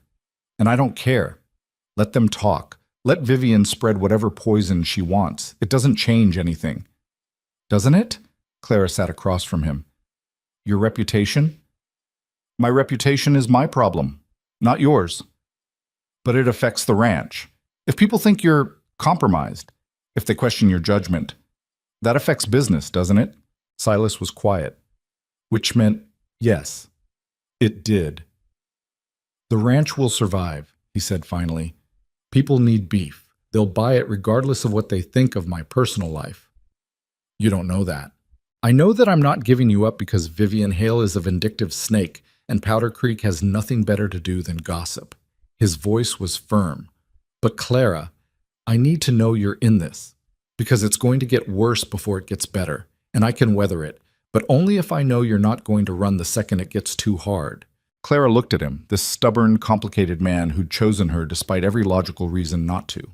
She thought about leaving, going back to her frozen cabin, her lonely existence, her safe isolation where no one could hurt her because no one could reach her. And then she thought about what she'd be leaving behind. The warmth, the purpose, the feeling of being seen, being chosen, being wanted. "I'm scared," she admitted. "I'm terrified. But I'm not running. Not this time." Silas exhaled, relief plain on his face. He reached across the table, took her hand. "Then we'll face it together." The words were a promise. Clara held on to them. The next Sunday, Silas took her to town. Clara had argued against it, said it was asking for trouble, said it wasn't necessary. But Silas was adamant. If they were doing this, they were doing it openly. No hiding, no shame. So Clara put on her best dress, which wasn't saying much, and climbed into the wagon beside Silas. The ride into Powder Creek felt like riding to her own execution. Every muscle in her body was tense, waiting for the blow. Town was busy. Sunday meant church services just let out, people milling around, talking. The wagon's arrival drew immediate attention. Clara saw heads turn, heard whispers start. She kept her chin up, kept her expression neutral. Silas helped her down from the wagon, hand at her elbow. Proprietary. Deliberate. They walked together toward the general store, and the crowd parted like they carried disease. "Well," a woman's voice said loudly, "some people have no shame." Silas didn't react, just kept walking. Clara forced herself to do the same. Inside the general store, Mrs. Howell looked up from the counter. Her expression went cold. "Mr. Boone," she said stiffly, "didn't expect to see you today." "Need supplies," Silas said. "Same as usual. And I'd like to introduce you properly to Miss Whitmore. She's been working at the ranch as my cook." "We've met." Mrs. Howell's eyes raked over Clara. "Though I hear she's doing more than cooking these days." The insult was clear. Silas's jaw tightened. "Miss Whitmore is a valued member of my household," he said, voice hard. "And I'd appreciate if you treated her with respect." "Respect?" Mrs. Howell laughed. "Mr. Boone, with all due respect, the entire town is talking about this situation. And what I'm hearing isn't good. People are concerned. About you. About your judgment." "My judgment is fine." "Is it?" "Because from where I'm standing, it looks like a lonely man making foolish choices. That girl," she gestured at Clara like she wasn't standing right there. "That girl is taking advantage of you. Anyone with eyes can see it." Clara felt like she'd been slapped. But before she could respond, Silas leaned forward, hands flat on the counter. "That woman," he said, emphasizing the word, "has more integrity in her little finger than half this town combined. She works harder than anyone I know. She's kind, talented, and worth 10 of anyone spreading rumors. And if you can't see that, then that's your failure, not hers." Mrs. Howell's face went red. Mr. Boone, I've known you since you were a boy. Your father would be ashamed. My father taught me to judge people by their character, not their appearance. So no, he wouldn't be ashamed. He'd be proud I had the sense to recognize a good person when I found one. He turned to Clara. We're leaving. We'll get supplies elsewhere. They walked out to shocked silence. Clara was shaking so hard she nearly stumbled. Silas steadied her, led her back to the wagon. He helped her up, and as he did, Clara saw Vivian across the street, watching, smiling, satisfied. She'd won. Driven a wedge between Silas and the town, made Clara into a villain, and she looked pleased about it. The ride back to the ranch was silent. Clara kept replaying the scene in the store, the disgust in Mrs. Howell's voice, the way people had stared. She'd known it would be bad, hadn't realized it would feel this personal, this cruel. I'm sorry, Silas said finally. For what? For putting you through that. For being naive enough to think it wouldn't be that bad. Clara shook her head. You warned me. I knew what I was getting into. Knowing and experiencing are different things. That was true. Clara had known intellectually that people would be cruel, but experiencing it, feeling their judgment like a physical weight, was different. When they got back to the ranch, Clara went straight to the kitchen, started cooking dinner even though it was hours early. She needed something to do with her hands, needed to feel useful, capable, worthy of defending. Silas found her an hour later, furiously kneading bread dough. Talk to me, he said. Nothing to talk about. Clara, what do you want me to say? She slammed the dough down. That I'm fine? That I can handle this? I can't, Silas. I thought I could, but I can't. Did you hear the way she talked about me? Like I'm some kind of parasite? Like I'm using you? She's wrong. But what if she's not? The words burst out before Clara could stop them. What if I am using you, not for money, but for this? For feeling wanted? For pretending someone like you could actually care about someone like me? What if I'm fooling myself and dragging you down with me? Silas crossed the kitchen in 3 steps, grabbed her shoulders. Look at me. Clara did reluctantly. You are not using me, he said, each word deliberate. And I am not fooling myself. What I feel for you is real. Not pity, not loneliness, not desperation. Real. And if you can't believe that yet, then believe this. I have never, in my entire life, defended someone the way I defended you today. And I would do it again, every time, without hesitation. Clara's eyes filled with tears. Why? Why me? Because you're worth it. Because you make me want to be better.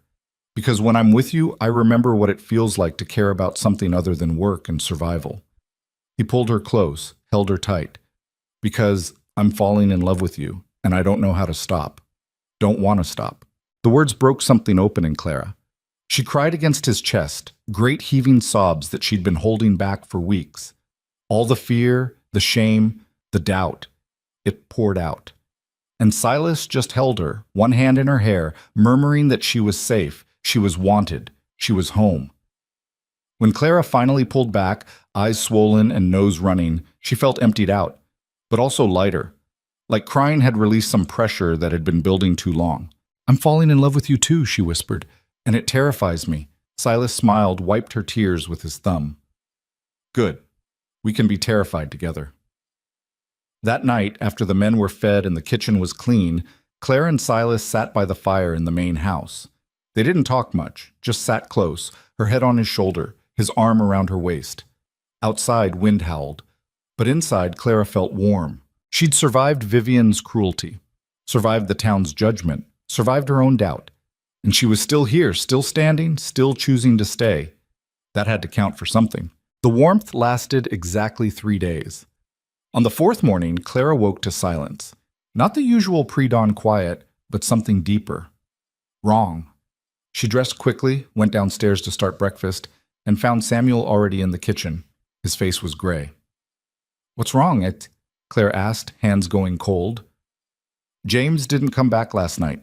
Went into town yesterday afternoon for supplies. Should have been back by dinner. Clara's stomach dropped. Could he have stayed overnight? Maybe the weather's fine. And James doesn't stay in town. Ever. Something's wrong. Silas appeared in the doorway, already dressed, already moving.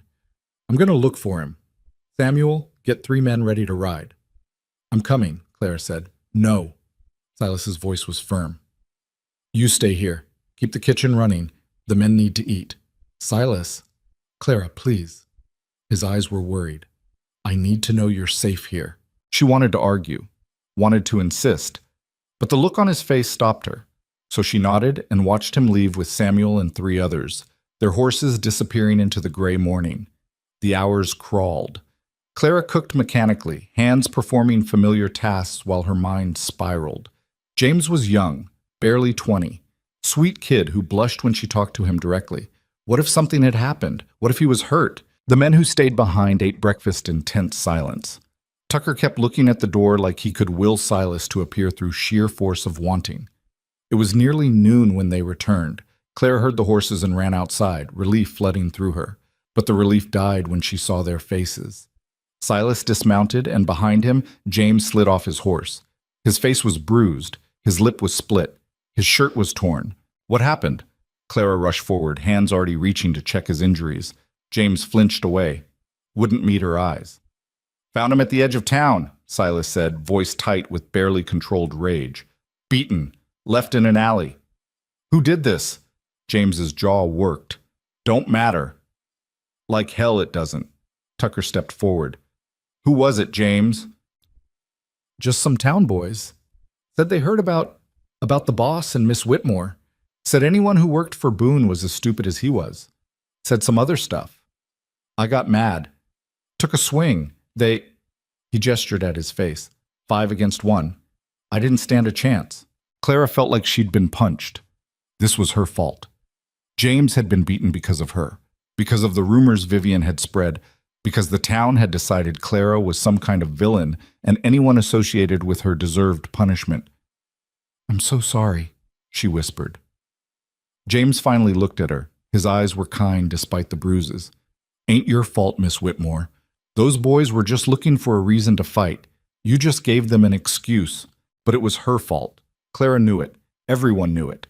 She tended to James's injuries in the kitchen, cleaning cuts with steady hands despite the guilt eating at her. The bruises would heal, but the message was clear. The town's anger wasn't limited to words anymore. That evening, Samuel pulled Clara aside. You should leave, he said bluntly.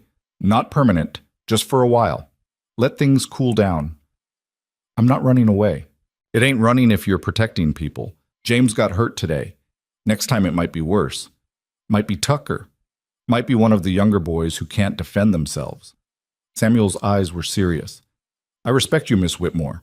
Respect what you and the boss have. But this ranch has 20 men on it, and half of them are going to end up bloody if this keeps going. Clara wanted to argue, but Samuel was right. Her presence was putting people in danger. She found Silas in his office, staring at paperwork he wasn't reading. I should leave, she said from the doorway. Silas's head snapped up. What? Just for a while. Until things settle. Samuel's right. People are getting hurt because of me. I can't. No. Silas stood. Absolutely not. Silas, be reasonable. James was beaten today. What happens next time? What if they go after Tucker or one of the others? What if you leave and Vivian wins? Silas crossed to her. Because that's what this is. She's turning the town against us, hoping we'll break, hoping you'll run. And if you do, she gets exactly what she wants. I don't care what Vivian wants. I care about people getting hurt. Then we make sure they don't. Silas's voice was firm. We're smarter about trips to town. Send men in groups. Avoid the places where trouble's likely. But you don't leave. I won't let you. You won't let me? Clara's anger flared. This isn't your decision, Silas. It's mine, and I'm telling you, I love you. The words stopped Clara cold. Silas had said them before, but not like this. Not desperate and raw and terrified. I love you, he repeated. And if you leave, even temporarily, I don't know if you'll come back. Don't know if I could handle watching you go. So I'm asking, begging, please don't leave. Please stay, and let me figure out how to keep everyone safe. Clara's throat tightened. You can't protect everyone, Silas. Maybe not, but I can try. She wanted to believe him, wanted to believe this could work, But the fear in James's eyes, the bruises on his face, kept flashing through her mind. "I need to think," she said finally.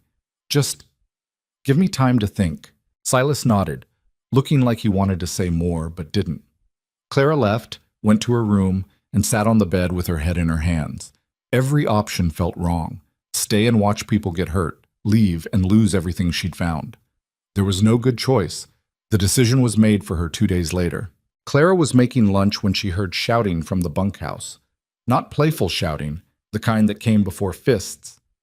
She ran outside to find Tucker and 3 other men facing off against 2 strangers. Big men, armed. "What's going on?" Clara demanded.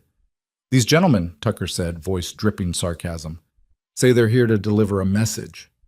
One of the strangers, older, scarred face, mean eyes, looked Clara up and down. "You the cook?" "I am." "Then the message is for you." He pulled a folded paper from his pocket, threw it at her feet. "From Miss Hale. Says you got 1 week to leave town. 1 week, or things get worse." Clara picked up the paper with shaking hands, unfolded it. The handwriting was elegant, precise. The words were poison.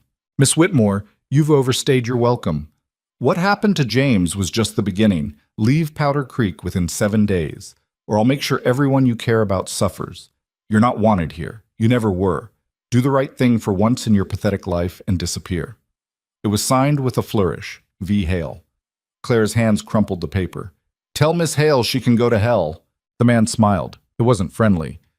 "She thought you might say that. Asked us to provide incentive." He nodded to his companion, who pulled out a torch. A lit torch. And before anyone could react, he threw it at the barn. The dry wood caught instantly. Flames raced up the side, hungry and fast. The horses inside started screaming. "No!" Clara ran toward the barn, but Tucker grabbed her. "You'll die in there." "The horses! Horses!" Men were already moving. Silas appeared from nowhere, shouting orders. Samuel and James ran inside, came out leading panicked horses. Smoke billowed black and thick. The heat was tremendous. Clara watched, helpless, as the barn burned. Watched Silas and the men fight the fire with buckets of water that did nothing against the blaze. Watched everything happen because Vivian Hale wanted her gone and was willing to destroy lives to make it happen. By the time they got the fire under control, the barn was a smoking ruin. They'd saved most of the horses, lost 2 to smoke, 1 to burns. The structure itself was gone, just charred wood and ash. The 2 men had disappeared during the chaos, probably rode back to town to report their success. Silas stood in front of the wreckage, face black with soot, hands blistered from fighting fire. He looked destroyed. Clara walked to him, the note still crumpled in her fist. "I'm leaving," she said quietly. Silas turned. "What?" "I'm leaving. Tonight. Before anyone else gets hurt." "Clara, no. She burned your barn, Silas. Killed your horses. What's next? The house? The bunkhouse with men sleeping inside?" Clara's voice broke. "I can't do this. Can't watch people suffer because of me." "This isn't your fault. It's Vivian's. She's the one. She's doing this because I'm here. Because she wants me gone. And you know what? She's right. I don't belong here. I never did. I was stupid to think otherwise." "Don't say that." Silas grabbed her shoulders. "Don't let her win." "She already won." Clara pulled away. "Look around, Silas. Your barn is destroyed. Your horses are dead. James was beaten. And it's only going to get worse. Samuel was right. I should have left when he first suggested it. Now I'm leaving before someone gets killed." "And where will you go?" Clara hadn't thought that far. "I don't know. Somewhere else. Anywhere else. Back to your cabin? Back to starving alone? Back to the life where you had nothing and no one?" The words hurt because they were true, but they didn't change reality. "I survived before. I'll survive again."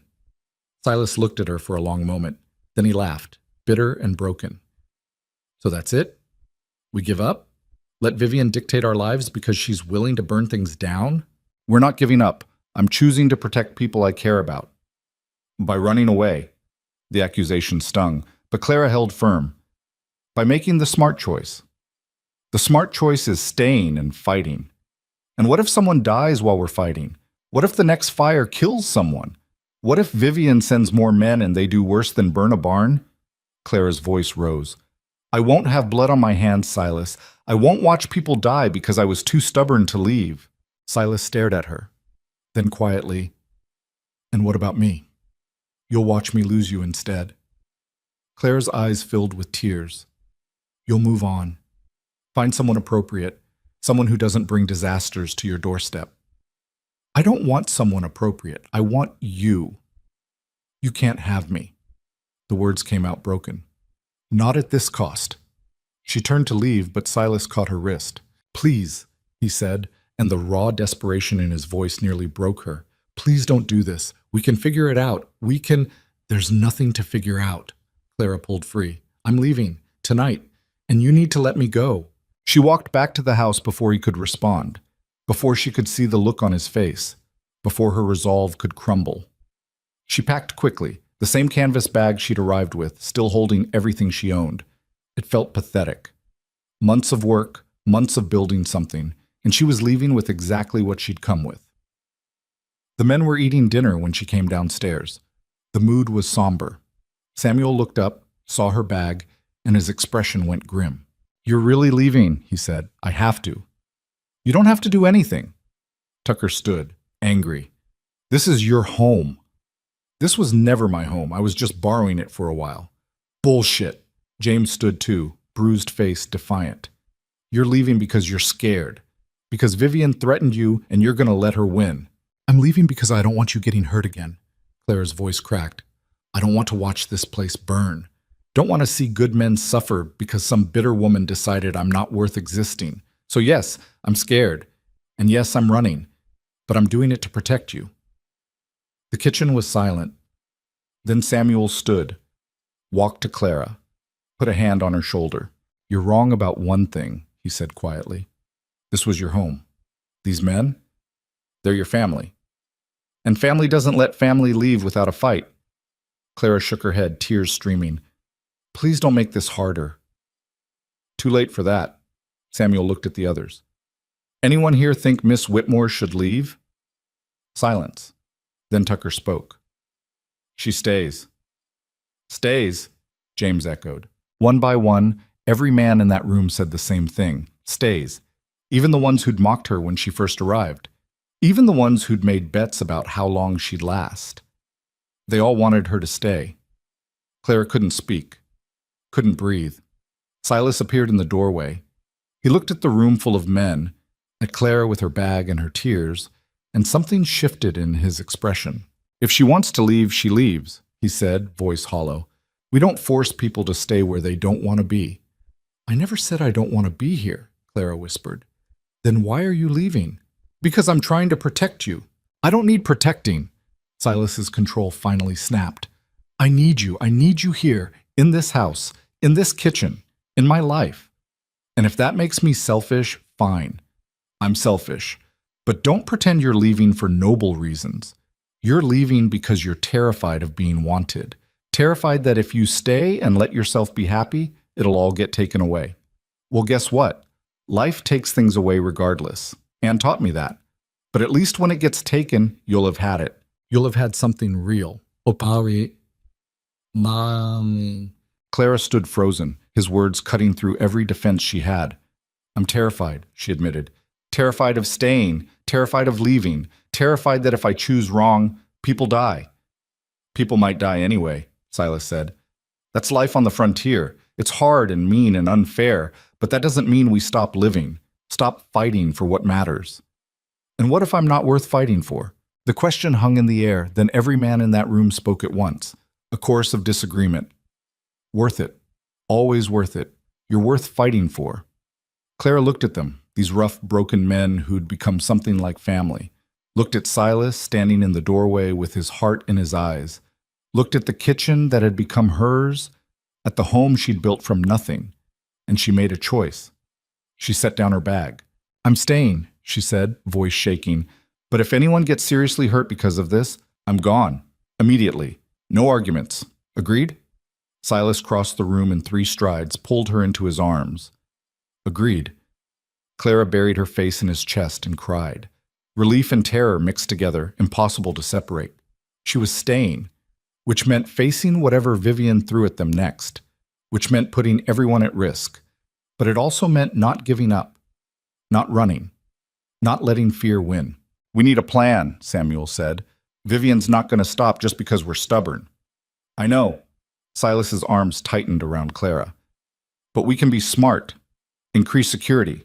Keep watch at night. Make sure no one goes to town alone." "That's defense," Tucker said. "What about offense? We just going to let her keep attacking?" "We could go to the sheriff," James suggested. "Sheriff won't do anything," Samuel said. "Vivian's father has money. Money buys protection." They talked strategy for an hour. Guard rotations, supply runs in groups, keeping fire buckets filled. Small things that might make a difference. Clara listened, still tucked against Silas, feeling the rumble of his voice in his chest. Eventually, the men left.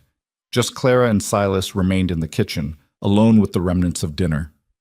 "Thank you," Clara said quietly, "for not letting me go." "Thank you for staying." Silas pulled back enough to look at her. "I meant what I said. I need you, not just for cooking, not just for company. I need you because you make me remember what it's like to care about tomorrow." Clara kissed him, desperate and grateful and terrified. He kissed back, hands in her hair, holding her like she might disappear. When they finally pulled apart, both breathing hard, Silas rested his forehead against hers. "We'll get through this," he said. "Promise?" "Promise." It was a promise neither of them could guarantee. But sometimes promises were about intention more than certainty, about choosing to believe in something despite the odds. That night, Clara barely slept. Every sound made her jump, wondering if Vivian had sent more men, if there'd be another fire, another threat. But the night passed quietly, and dawn came cold and clear. Clara started breakfast at her usual time. The rhythm felt important, maintaining normalcy despite everything. The men filed in, ate, thanked her. Small kindnesses that felt huge. Then Samuel came in late, face grim. "Got news from town," he said. "Not good." Clara's stomach dropped. "What now?" "Vivian's spreading a new rumor. Says you poisoned the well. That anyone who drinks water from Boone Ridge might get sick. Pure nonsense, but people are believing it. Or pretending to. Either way, no one wants to do business with us." Silas swore under his breath. "She's trying to choke us out financially." "It's working. Blacksmith won't sell us iron. General store won't sell supplies. Even the doctor said he won't come out here if someone gets hurt." The implications were staggering. No supplies meant no way to run the ranch properly. No doctor meant any serious injury could be fatal. Vivian wasn't just attacking them directly anymore. She was isolating them, making survival impossible. "We can get supplies from other towns," Silas said. "Farther out, but doable." "That costs money," Samuel pointed out. "Money we're losing if we can't sell beef." "We'll manage." But Clara heard the doubt in his voice. Managing wasn't the same as thriving, and Vivian had resources they didn't. She could outlast them, outspend them, slowly strangle the ranch until Silas had no choice but to give in, unless they did something drastic. An idea formed in Clara's mind. Dangerous. Probably stupid. But it might work. "What if I talk to her?" Clara said. Everyone turned to stare. "Absolutely not," Silas said immediately. "Hear me out. She wants me gone, right? So, what if I offer to leave, but only if she stops attacking the ranch? Trade myself for everyone's safety." "That's the worst idea I've ever heard," Tucker said flatly. "It's not an actual trade. I wouldn't actually leave. But it gets her to the table, gets her talking. And maybe while she's talking, we figure out what she really wants." "What she really wants is you humiliated and gone," Silas said. "Meeting with her just gives her another chance to hurt you." "Maybe. Or maybe it gives me a chance to figure out her weakness. Everyone has one." Samuel was quiet, thinking. "It's risky, but it might work. If nothing else, it buys us time." "No," Silas said firmly. "I'm not letting Clara walk into Vivian's trap." "It's not your decision," Clara said gently. "It's mine, and I'm choosing to try." She could see Silas wanted to argue, wanted to forbid it, but he also knew she was right. It was her choice, and forcing her hand would just push her away. "If you're doing this, I'm coming with you," he said finally. "That defeats the purpose. She needs to think I'm alone, vulnerable. Then I'll be close, out of sight, but close enough to help if things go wrong." Clara nodded. That was fair. Okay, I'll send her a note. Request a meeting. Somewhere public, so she can't try anything too obvious. The restaurant in town, Samuel suggested. Lunch crowd. Lots of witnesses. Good idea. Clara took a breath, steadying herself. I'll write the note now. She did, keeping it simple. Miss Hale, I'd like to discuss terms. Noon tomorrow, restaurant in town. Come alone. She signed it and gave it to Tucker to deliver. The next 24 hours crawled. Clara cooked, cleaned, tried to keep busy, but her mind kept spinning through possibilities. What would she say? How would Vivian respond? What if this backfired and made everything worse? Silas stayed close, protective and worried. They didn't talk much, just existed in each other's space, drawing comfort from proximity. When noon the next day finally came, Clara dressed in her best clothes and rode into town with Silas. He left her at the edge of town, disappearing into an alley where he could watch without being seen. Clara walked into the restaurant alone. Her heart was pounding, her hands were shaking, but she kept her chin up, kept moving forward. Vivian was already there, sitting at a corner table. She looked immaculate, perfect hair, perfect dress, perfect everything. She smiled when Clara walked in, and it was the smile of a predator watching prey approach. Miss Whitmore, Vivian said sweetly. So glad you could make it. Please, sit. Clara sat, acutely aware of every eye in the restaurant watching. Let's skip the pleasantries, Clara said. What do you want? Vivian's smile widened. Straight to business. I appreciate that. What I want, Miss Whitmore, is simple. I want you gone, out of Powder Creek, out of Silas's life, out of my sight. Why? What did I ever do to you? You exist, Vivian said, voice dropping to something colder. You exist and somehow convinced a good man that you're worth his time, worth his protection, worth his love. And that's unacceptable. Because you wanted him for yourself. Because he deserves better than a fat, pathetic nobody who's only good for cooking. Vivian leaned forward. You're an embarrassment, Clara, to him, to this town, to yourself. And I'm giving you a chance to leave with some dignity and tact. Take it. Clara looked at this beautiful, vicious woman and felt something click into place. Vivian wasn't doing this out of love for Silas. She was doing it out of ego, out of the need to win, to be chosen, to prove her superiority, which meant she had a weakness after all. No, Clara said quietly. Vivian blinked. Excuse me? I said no, I'm not leaving, and you can burn every barn, spread every rumor, threaten every person I care about. I'm still not leaving, because unlike you, I actually love him. Not his money, not his status. Him. And that's something you'll never understand. Vivian's face went red. You little... I'm done here, Clara stood. Do your worst, Miss Hale. I'm not afraid of you anymore. She walked out before Vivian could respond, heart racing but head high. And as she stepped into the street, she saw Silas waiting in the alley, watching with an expression of pure pride. She'd stood up to the monster, and she'd survived. Now they just had to live with the consequences. The consequences came faster than Clara expected. She made it back to the ranch with Silas, both of them quiet, both knowing they'd just declared war on someone who had more resources and fewer morals. The sun was still high when they arrived, but the air felt heavy, like the sky was holding its breath. Samuel met them at the door, face grim. We got problems, he said without preamble. 3 of the hands quit, packed up and left an hour ago. Said their families in town are getting threatened, said they can't afford to work here anymore. Silas swore. Which 3? Martinez, Collins, and the young kid, Peter. Left a note saying they're sorry, but they got people depending on them. Samuel paused. Can't blame them, boss. Not really. I don't blame them, Silas said, but his voice was tight. 3 men down means we're short-handed for everything. Moving cattle, repairs, night watch. We'll manage, Samuel said, though he didn't sound convinced. Clara felt the guilt settle in her stomach like a stone. 3 more people hurt because of her, 3 families threatened. The cost kept climbing, and she was the currency. That night, she cooked a dinner for 17 men instead of 20.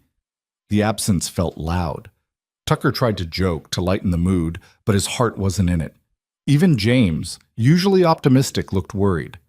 After the men left, Clara started washing dishes. Silas came up behind her, wrapped his arms around her waist. Stop, he said quietly. Stop what? Blaming yourself. I can see it on your face. This isn't your fault. Three men left because Vivian threatened their families. That's on her, not you. He turned her around, made her look at him. You stood up to her today. You were brave. Don't let her steal that from you by drowning in guilt. Clara wanted to believe him, but bravery felt hollow when it came at such cost. The next morning brought worse news. Tucker rode back from a supply run to the neighboring town, the one they'd been relying on since Powder Creek shut them out. He came into the kitchen where Clara was kneading bread, his face ashen. They won't sell to us either, he said. Vivian's father sent word. Told every town within 60 miles that Boone Ridge is bad business, that we're disease-ridden, that our money's no good, that anyone who trades with us will regret it. Clara's hand stilled in the dough. How is that even possible? Money. Tucker slumped into a chair. Mr. Hale's got investments everywhere. Owns parts of stores, banks, shipping companies. He leans on one, they lean on another, and suddenly we're blacklisted across half of Wyoming. Silas appeared in the doorway. How bad? Bad, boss. We got maybe 3 weeks of supplies left, 4 if we ration hard. After that, Tucker spread his hands helplessly. The implications hung in the air. No supplies meant no food for the men. No food meant they'd have to let more people go.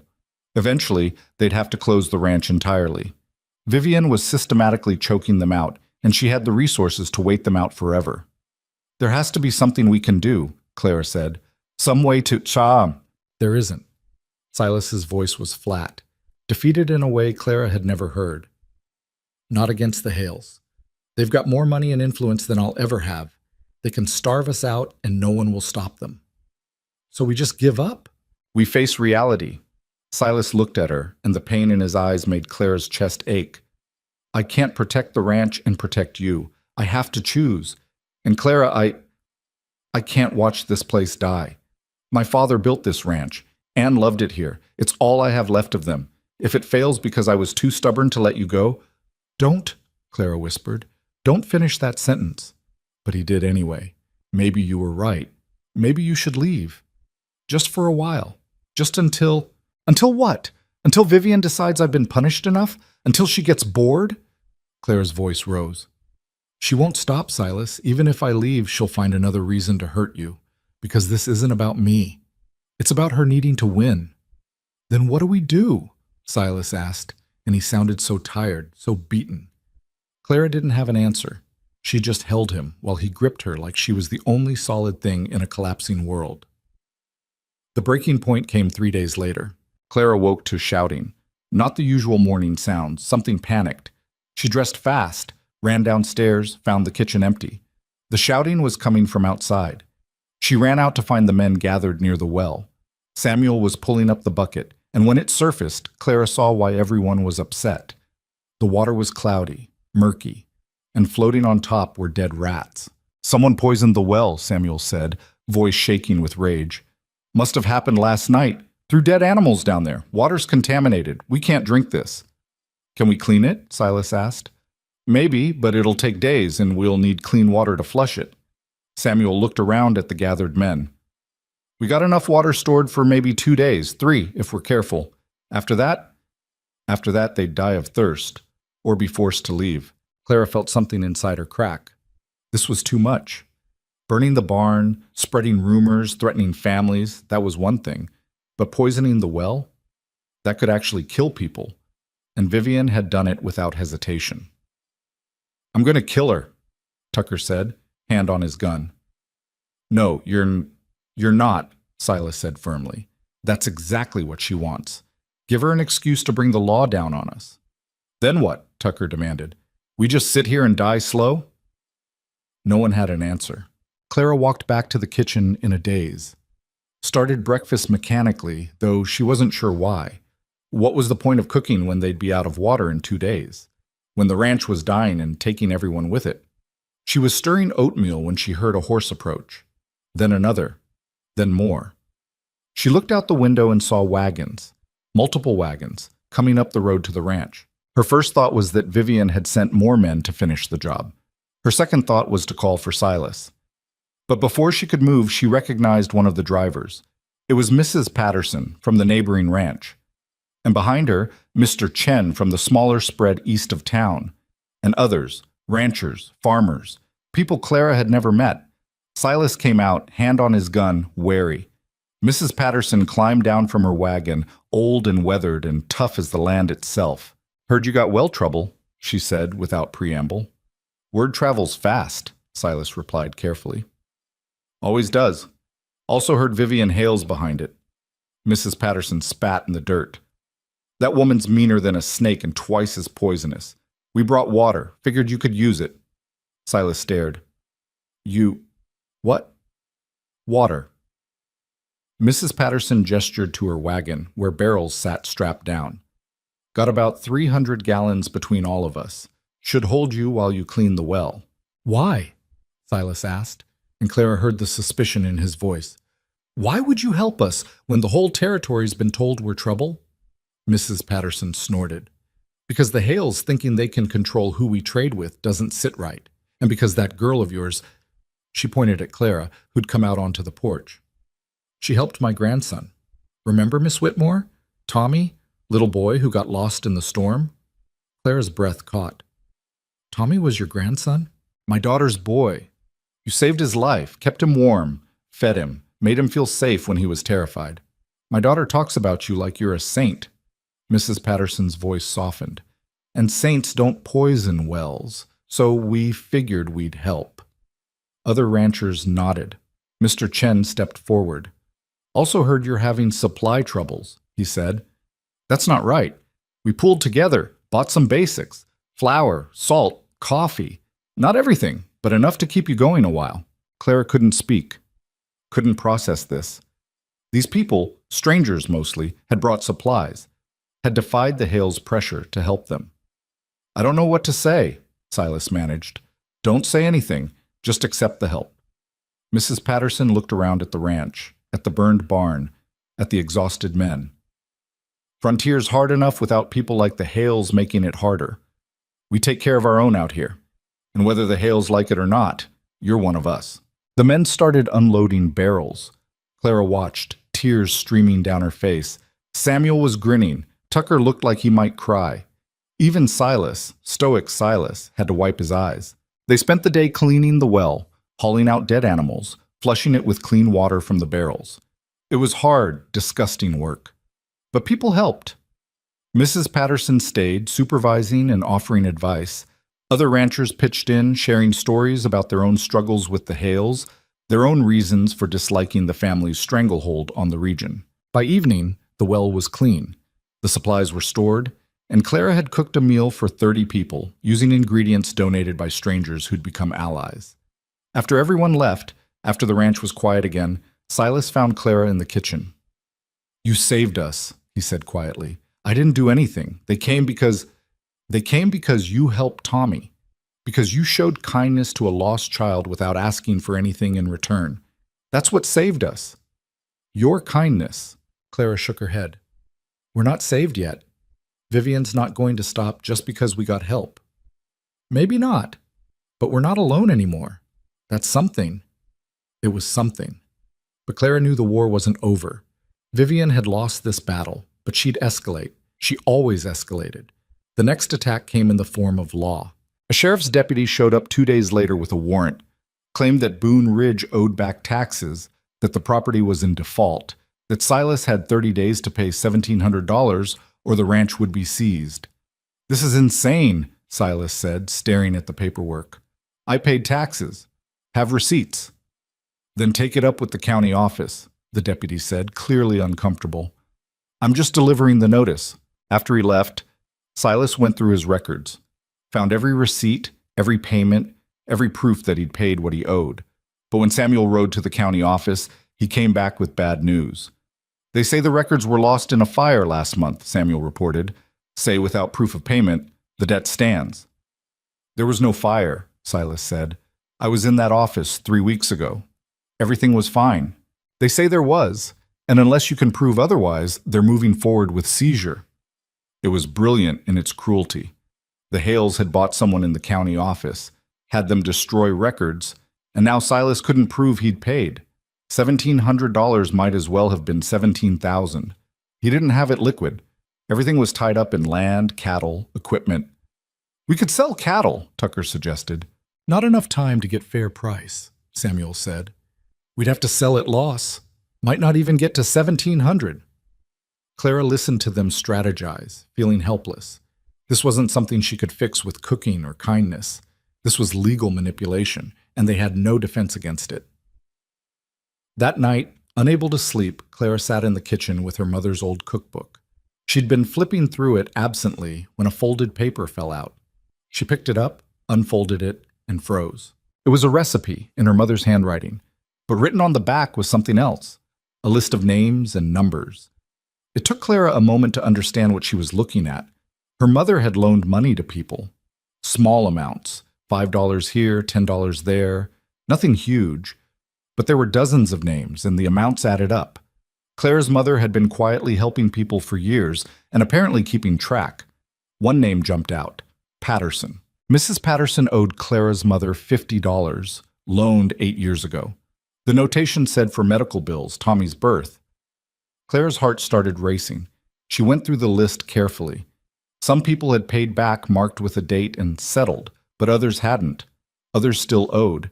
And if she added up just the outstanding debts, $240. Not $1,700, but it was something.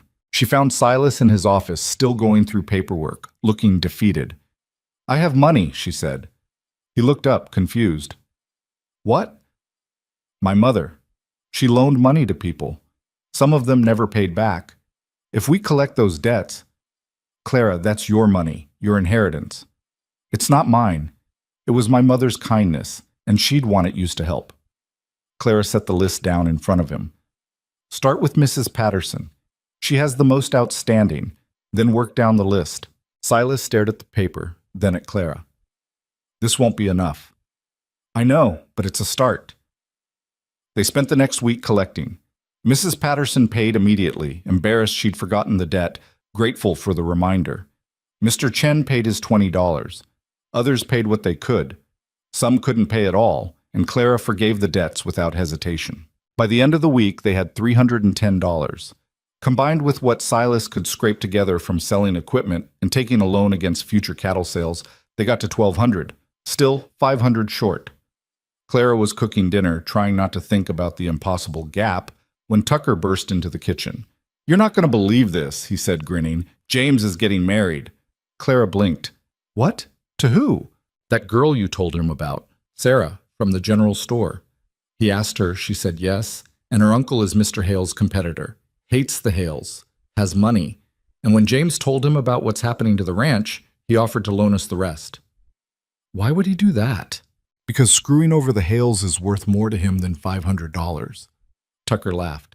"Plus, James talked you up, said you're the reason he had the courage to ask Sarah, said you're good people and the ranch is worth saving." Clara sat down hard, overwhelmed. "So we have the money?" "We have the money." They paid the false debt the next day, Silas delivering the full $1,700 to the county office personally. The clerk looked surprised, then disappointed. Clara knew someone had been promised a cut of the seizure. Too bad for them. But Clara also knew this wasn't over. Vivian would escalate again. She always did. The escalation came, but not how Clara expected. 2 weeks later, during Sunday services, which the ranch hands didn't attend but the town did, the preacher gave a sermon. Samuel heard about it from a friend still in town, rode back to tell them. "He called you out by name," Samuel said, looking sick. "Said you're a temptation, a test of moral character, that your presence in Silas's life is corrupting him, leading him astray. Said the town needs to shun anyone who associates with you for the good of their souls." Clara felt cold. This was different than rumors. This was spiritual condemnation. In a town where church meant everything, this was a death sentence to her reputation. "There's more," Samuel continued. "Vivian was there, cried during the sermon. Said she's been trying to save Silas from your influence, but he won't listen. Made herself look like a martyr." "Of course she did," Silas muttered. "It's working, boss. People are talking about running you out, not just Clara, both of you." Clara looked at Silas, saw the exhaustion, the strain, the weight of months of fighting. and she made a decision. "I'll talk to the preacher," she said. "Clara, no. He's already decided." "Then I'll change his mind, or at least make him see me as human instead of a symbol." She stood. "I'm not running, but I'm also not hiding. If he's going to condemn me, he can do it to my face." She rode to town alone the next morning, despite Silas's protests. Found the church, found the preacher tending to the small garden beside it. He looked up when she approached, and his expression went cold. "Miss Whitmore, I didn't expect to see you here." "I needed to talk to you, Reverend." Clara kept her voice steady. "About your sermon. I spoke truth as I see it." "You spoke condemnation without knowing me, without asking my side, without caring whether your words would hurt innocent people." Clara stepped closer.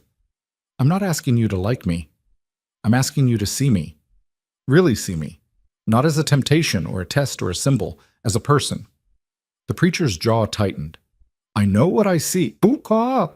"You see what Vivian Hale told you to see, what the town gossips told you to see. But you don't know me. Don't know that I've spent months feeding men who mocked me.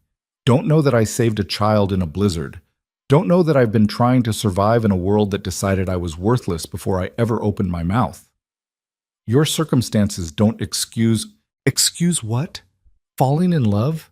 Accepting kindness? Choosing to fight instead of disappear?" Clara's voice broke. "I'm not perfect. I'm overweight and awkward and terrified most of the time. But I'm also trying to be good, trying to help people, trying to build something that matters.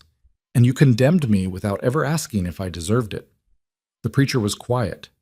Then, "Vivian Hale is a respected member of this community. Her family has done much good. Vivian Hale poisoned a well, burned a barn, threatened families. Is that the kind of good you respect?" I don't know what you're talking about." "Then ask around. Ask anyone who's not profiting from the Hale's money. Ask Mrs. Patterson. Ask the ranchers who've been quietly helping us. Ask anyone willing to tell you the truth instead of the version that makes your job easier." Clara turned to leave, then stopped. "I came here hoping to change your mind, but I realize now that I can't. You've already decided who I am, so I'll just say this. I love Silas Boone. I love the ranch. I love the men who work there, even the ones who hated me at first. And I'm not leaving. Not because of you, not because of Vivian, not because this whole town has decided I'm not worth existing. I'm staying. And if that makes me a sinner in your eyes, then I'll answer for it someday. But it won't be to you." She walked away before he could respond, hands shaking, heart pounding. She'd said her piece. That was all she could do. 3 days later, the preacher showed up at the ranch. Clara was cooking when Silas brought him into the kitchen. She froze, wooden spoon in hand, bracing for another condemnation. But the preacher looked different, uncertain. "Miss Whitmore," he said quietly, "I owe you an apology." Clara nearly dropped the spoon. "What?" "I spoke to Mrs. Patterson and Mr. Chen and several others. They told me some things I didn't know. About the Hales. About what's been done to this ranch. About you." He cleared his throat. "I was wrong. I let my friendship with the Hale family cloud my judgment, and I condemned you without hearing your story. That was unchristian of me. I'm sorry." Clara didn't know what to say. Silas looked equally shocked. "I can't undo what I said," the preacher continued, "but I can try to repair it. This Sunday I'll give another sermon about judging others, about looking beyond appearances to see the heart. I won't mention you by name, but people will understand." "Why?" Clara managed. "Why change your mind?" "Because Mrs. Patterson asked me if I really believed a woman who saved her grandson's life could be evil. And I didn't have a good answer, so I looked into it, really looked. And what I found..." He shook his head. "The Hales have been manipulating this town for years, using money and influence to bend people to their will. And I let them use me. That ends now." He left after that, promising to spread the word that the ranch was not, in fact, cursed or diseased or any of the other rumors. Clara sat down heavily. Silas knelt beside her chair. "It's over," he said softly. "I think it's actually over." Clara wanted to believe that. But she knew Vivian, knew that this wouldn't stop her. It would only make her more desperate. The final confrontation came on a cold October morning. Clara was collecting eggs from the chicken coop when she heard horses. Multiple horses, moving fast. She looked up to see Vivian riding toward the ranch, flanked by her father and 3 hired men. They stopped in front of the main house. Vivian dismounted, looking around with barely concealed rage. "Where's Silas?" she demanded. "Working," Clara said, keeping her voice level. "What do you want?" "I want to talk to him, not you." "Too bad. It's me you're getting." Clara set down the basket of eggs, faced Vivian fully. "Say what you came to say." Vivian's father stepped forward. Older man, hard eyes, expensive clothes. "Miss Whitmore, I'm going to be direct. My daughter's happiness matters to me, and you are preventing that happiness. I'm prepared to offer you $5,000 to leave. Today. No questions, no strings. Just take the money and disappear from Silas Boone's life. $5,000. More money than Clara had ever seen. Enough to start over anywhere, live comfortably for years. Enough to buy her own ranch, her own life, her own independence. It was tempting. Not because she wanted to leave, but because accepting would end the fighting, would protect Silas from further attacks, would let everyone move on. But it would also mean Vivian won. Meant money could buy anything, even people. Meant Clara's worth was measurable in cash, and once paid, she'd vanish like she'd never mattered at all. "No," Clara said. Mr. Hale blinked. "Excuse me?" "I said no. I'm not leaving. Not for 5,000. Not for 50,000. Not for any amount." "You're making a mistake," Vivian hissed. "You think you've won because a few people helped you? Because the preacher changed his mind? You haven't won anything. I will destroy you. Destroy this ranch. Destroy everything Silas cares about until there's nothing left." "Then you'll be destroying it," Clara said. "Not me. Because I'm not the one burning barns or poisoning wells or threatening families. That's all you. And eventually people will see that. Some already have. People see what I tell them to see." "Not anymore." Silas's voice came from behind Clara. He'd appeared from the barn, Samuel and Tucker with him. "People are starting to ask questions, Vivian. Starting to wonder why you're so obsessed with destroying us. Starting to realize that maybe we're not the problem." Vivian's face went red. "You're choosing her. Actually choosing this nothing over me. I'm choosing the woman I love over someone who's shown me exactly who she is." Silas moved to stand beside Clara, took her hand. "And yeah, I'm choosing her. Every time, without hesitation. You'll regret this."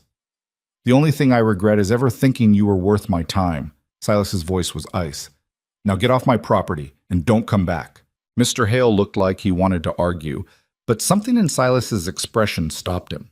He mounted his horse, gestured for Vivian to do the same. Vivian stared at Clara with pure hatred. "This isn't over." "Yeah," Clara said quietly. "It is. You just don't know it yet." They rode away and Clara felt something loosen in her chest. It wasn't quite relief. Vivian's threats weren't empty, but it was close. It was the feeling of standing your ground and surviving. The real ending came quietly, weeks later. Mr. Hale died of a heart attack in November. Sudden, unexpected, devastating to Vivian. Clara heard about it through town gossip and felt nothing. Not satisfaction, not sympathy, just a hollow acknowledgement that the man was gone. Without her father's money and influence behind her, Vivian's power crumbled. She couldn't maintain the pressure on other towns, couldn't keep people afraid, couldn't sustain the attacks. She tried for a while. One last attempt to spread rumors that got her laughed out of the general store. Then she sold her father's house and left Wyoming entirely. Someone said she went east, back to Philadelphia. Someone else said she married a banker in Chicago. Clara didn't care where she went, just that she was gone. With Vivian's departure, things shifted. The town didn't exactly embrace Clara. Too much had been said, too much damage done, but they stopped actively fighting her.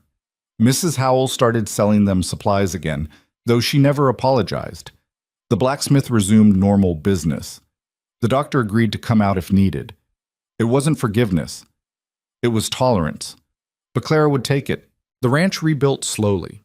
They constructed a new barn better than the old one, hired more hands to replace those who'd left, started making enough profit to breathe easier, started feeling like a home instead of a battlefield.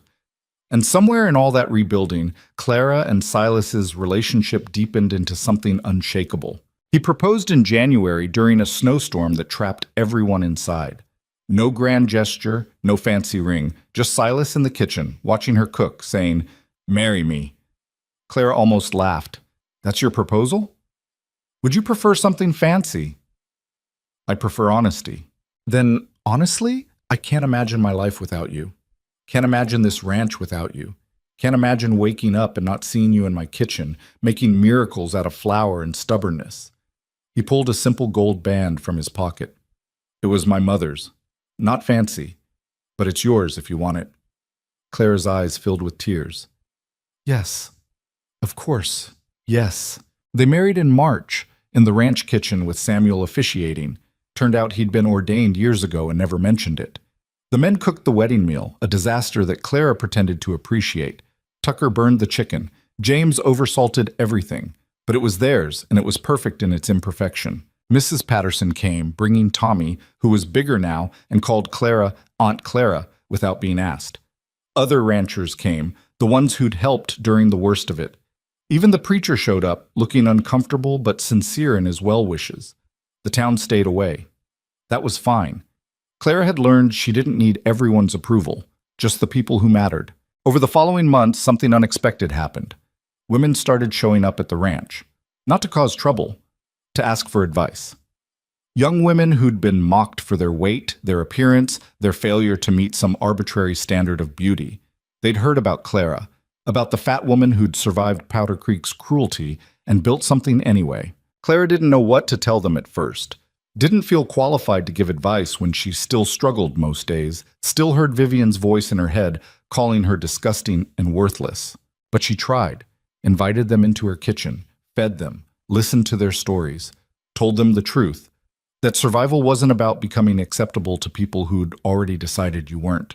It was about finding the ones who saw you clearly and chose you anyway. It was about building a life that mattered to you, even if it looked nothing like what everyone else said it should. Some of them listened, some of them didn't. But word spread, and Boone Ridge became something unexpected, a refuge for women who'd been told they were too much or not enough, who needed to see that someone like them had made it. Clara never asked for that role, never wanted to be a symbol, but she accepted it because she remembered what it felt like to be alone, to think survival was the best you could hope for. If her story helped even one person believe they deserved more, it was worth it. A year after the wedding, Clara discovered she was pregnant. The news terrified her. Carrying extra weight already, she worried about complications, about judgment, about whether she could be a good mother when she barely felt like a good person most days. Silas held her while she cried about it, then said, "Our kid's going to have the strongest mother I know. That's all that matters." She gave birth in October, a daughter with Silas's dark hair and Clara's stubbornness. They named her Anne, after Silas's first wife, because Clara understood that love didn't erase the past. It just made room for new chapters. Anne grew up in a kitchen that always smelled like bread and belonging, surrounded by rough men who treated her like she was made of sunshine. She learned to cook from her mother, learned ranching from her father, learned kindness from everyone around her. And when kids in town made fun of Clara's weight during their occasional trips into Powder Creek, Anne would say, "That's my mama, and she's the best cook in Wyoming. What can your mama do?" It wasn't a perfect life.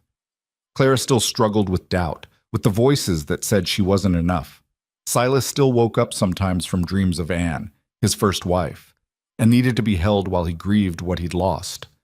The ranch still had hard years when money was tight and cattle died and nothing seemed to go right. But they had each other, had the men who'd become family, had a home that had been built from nothing by people who refused to quit.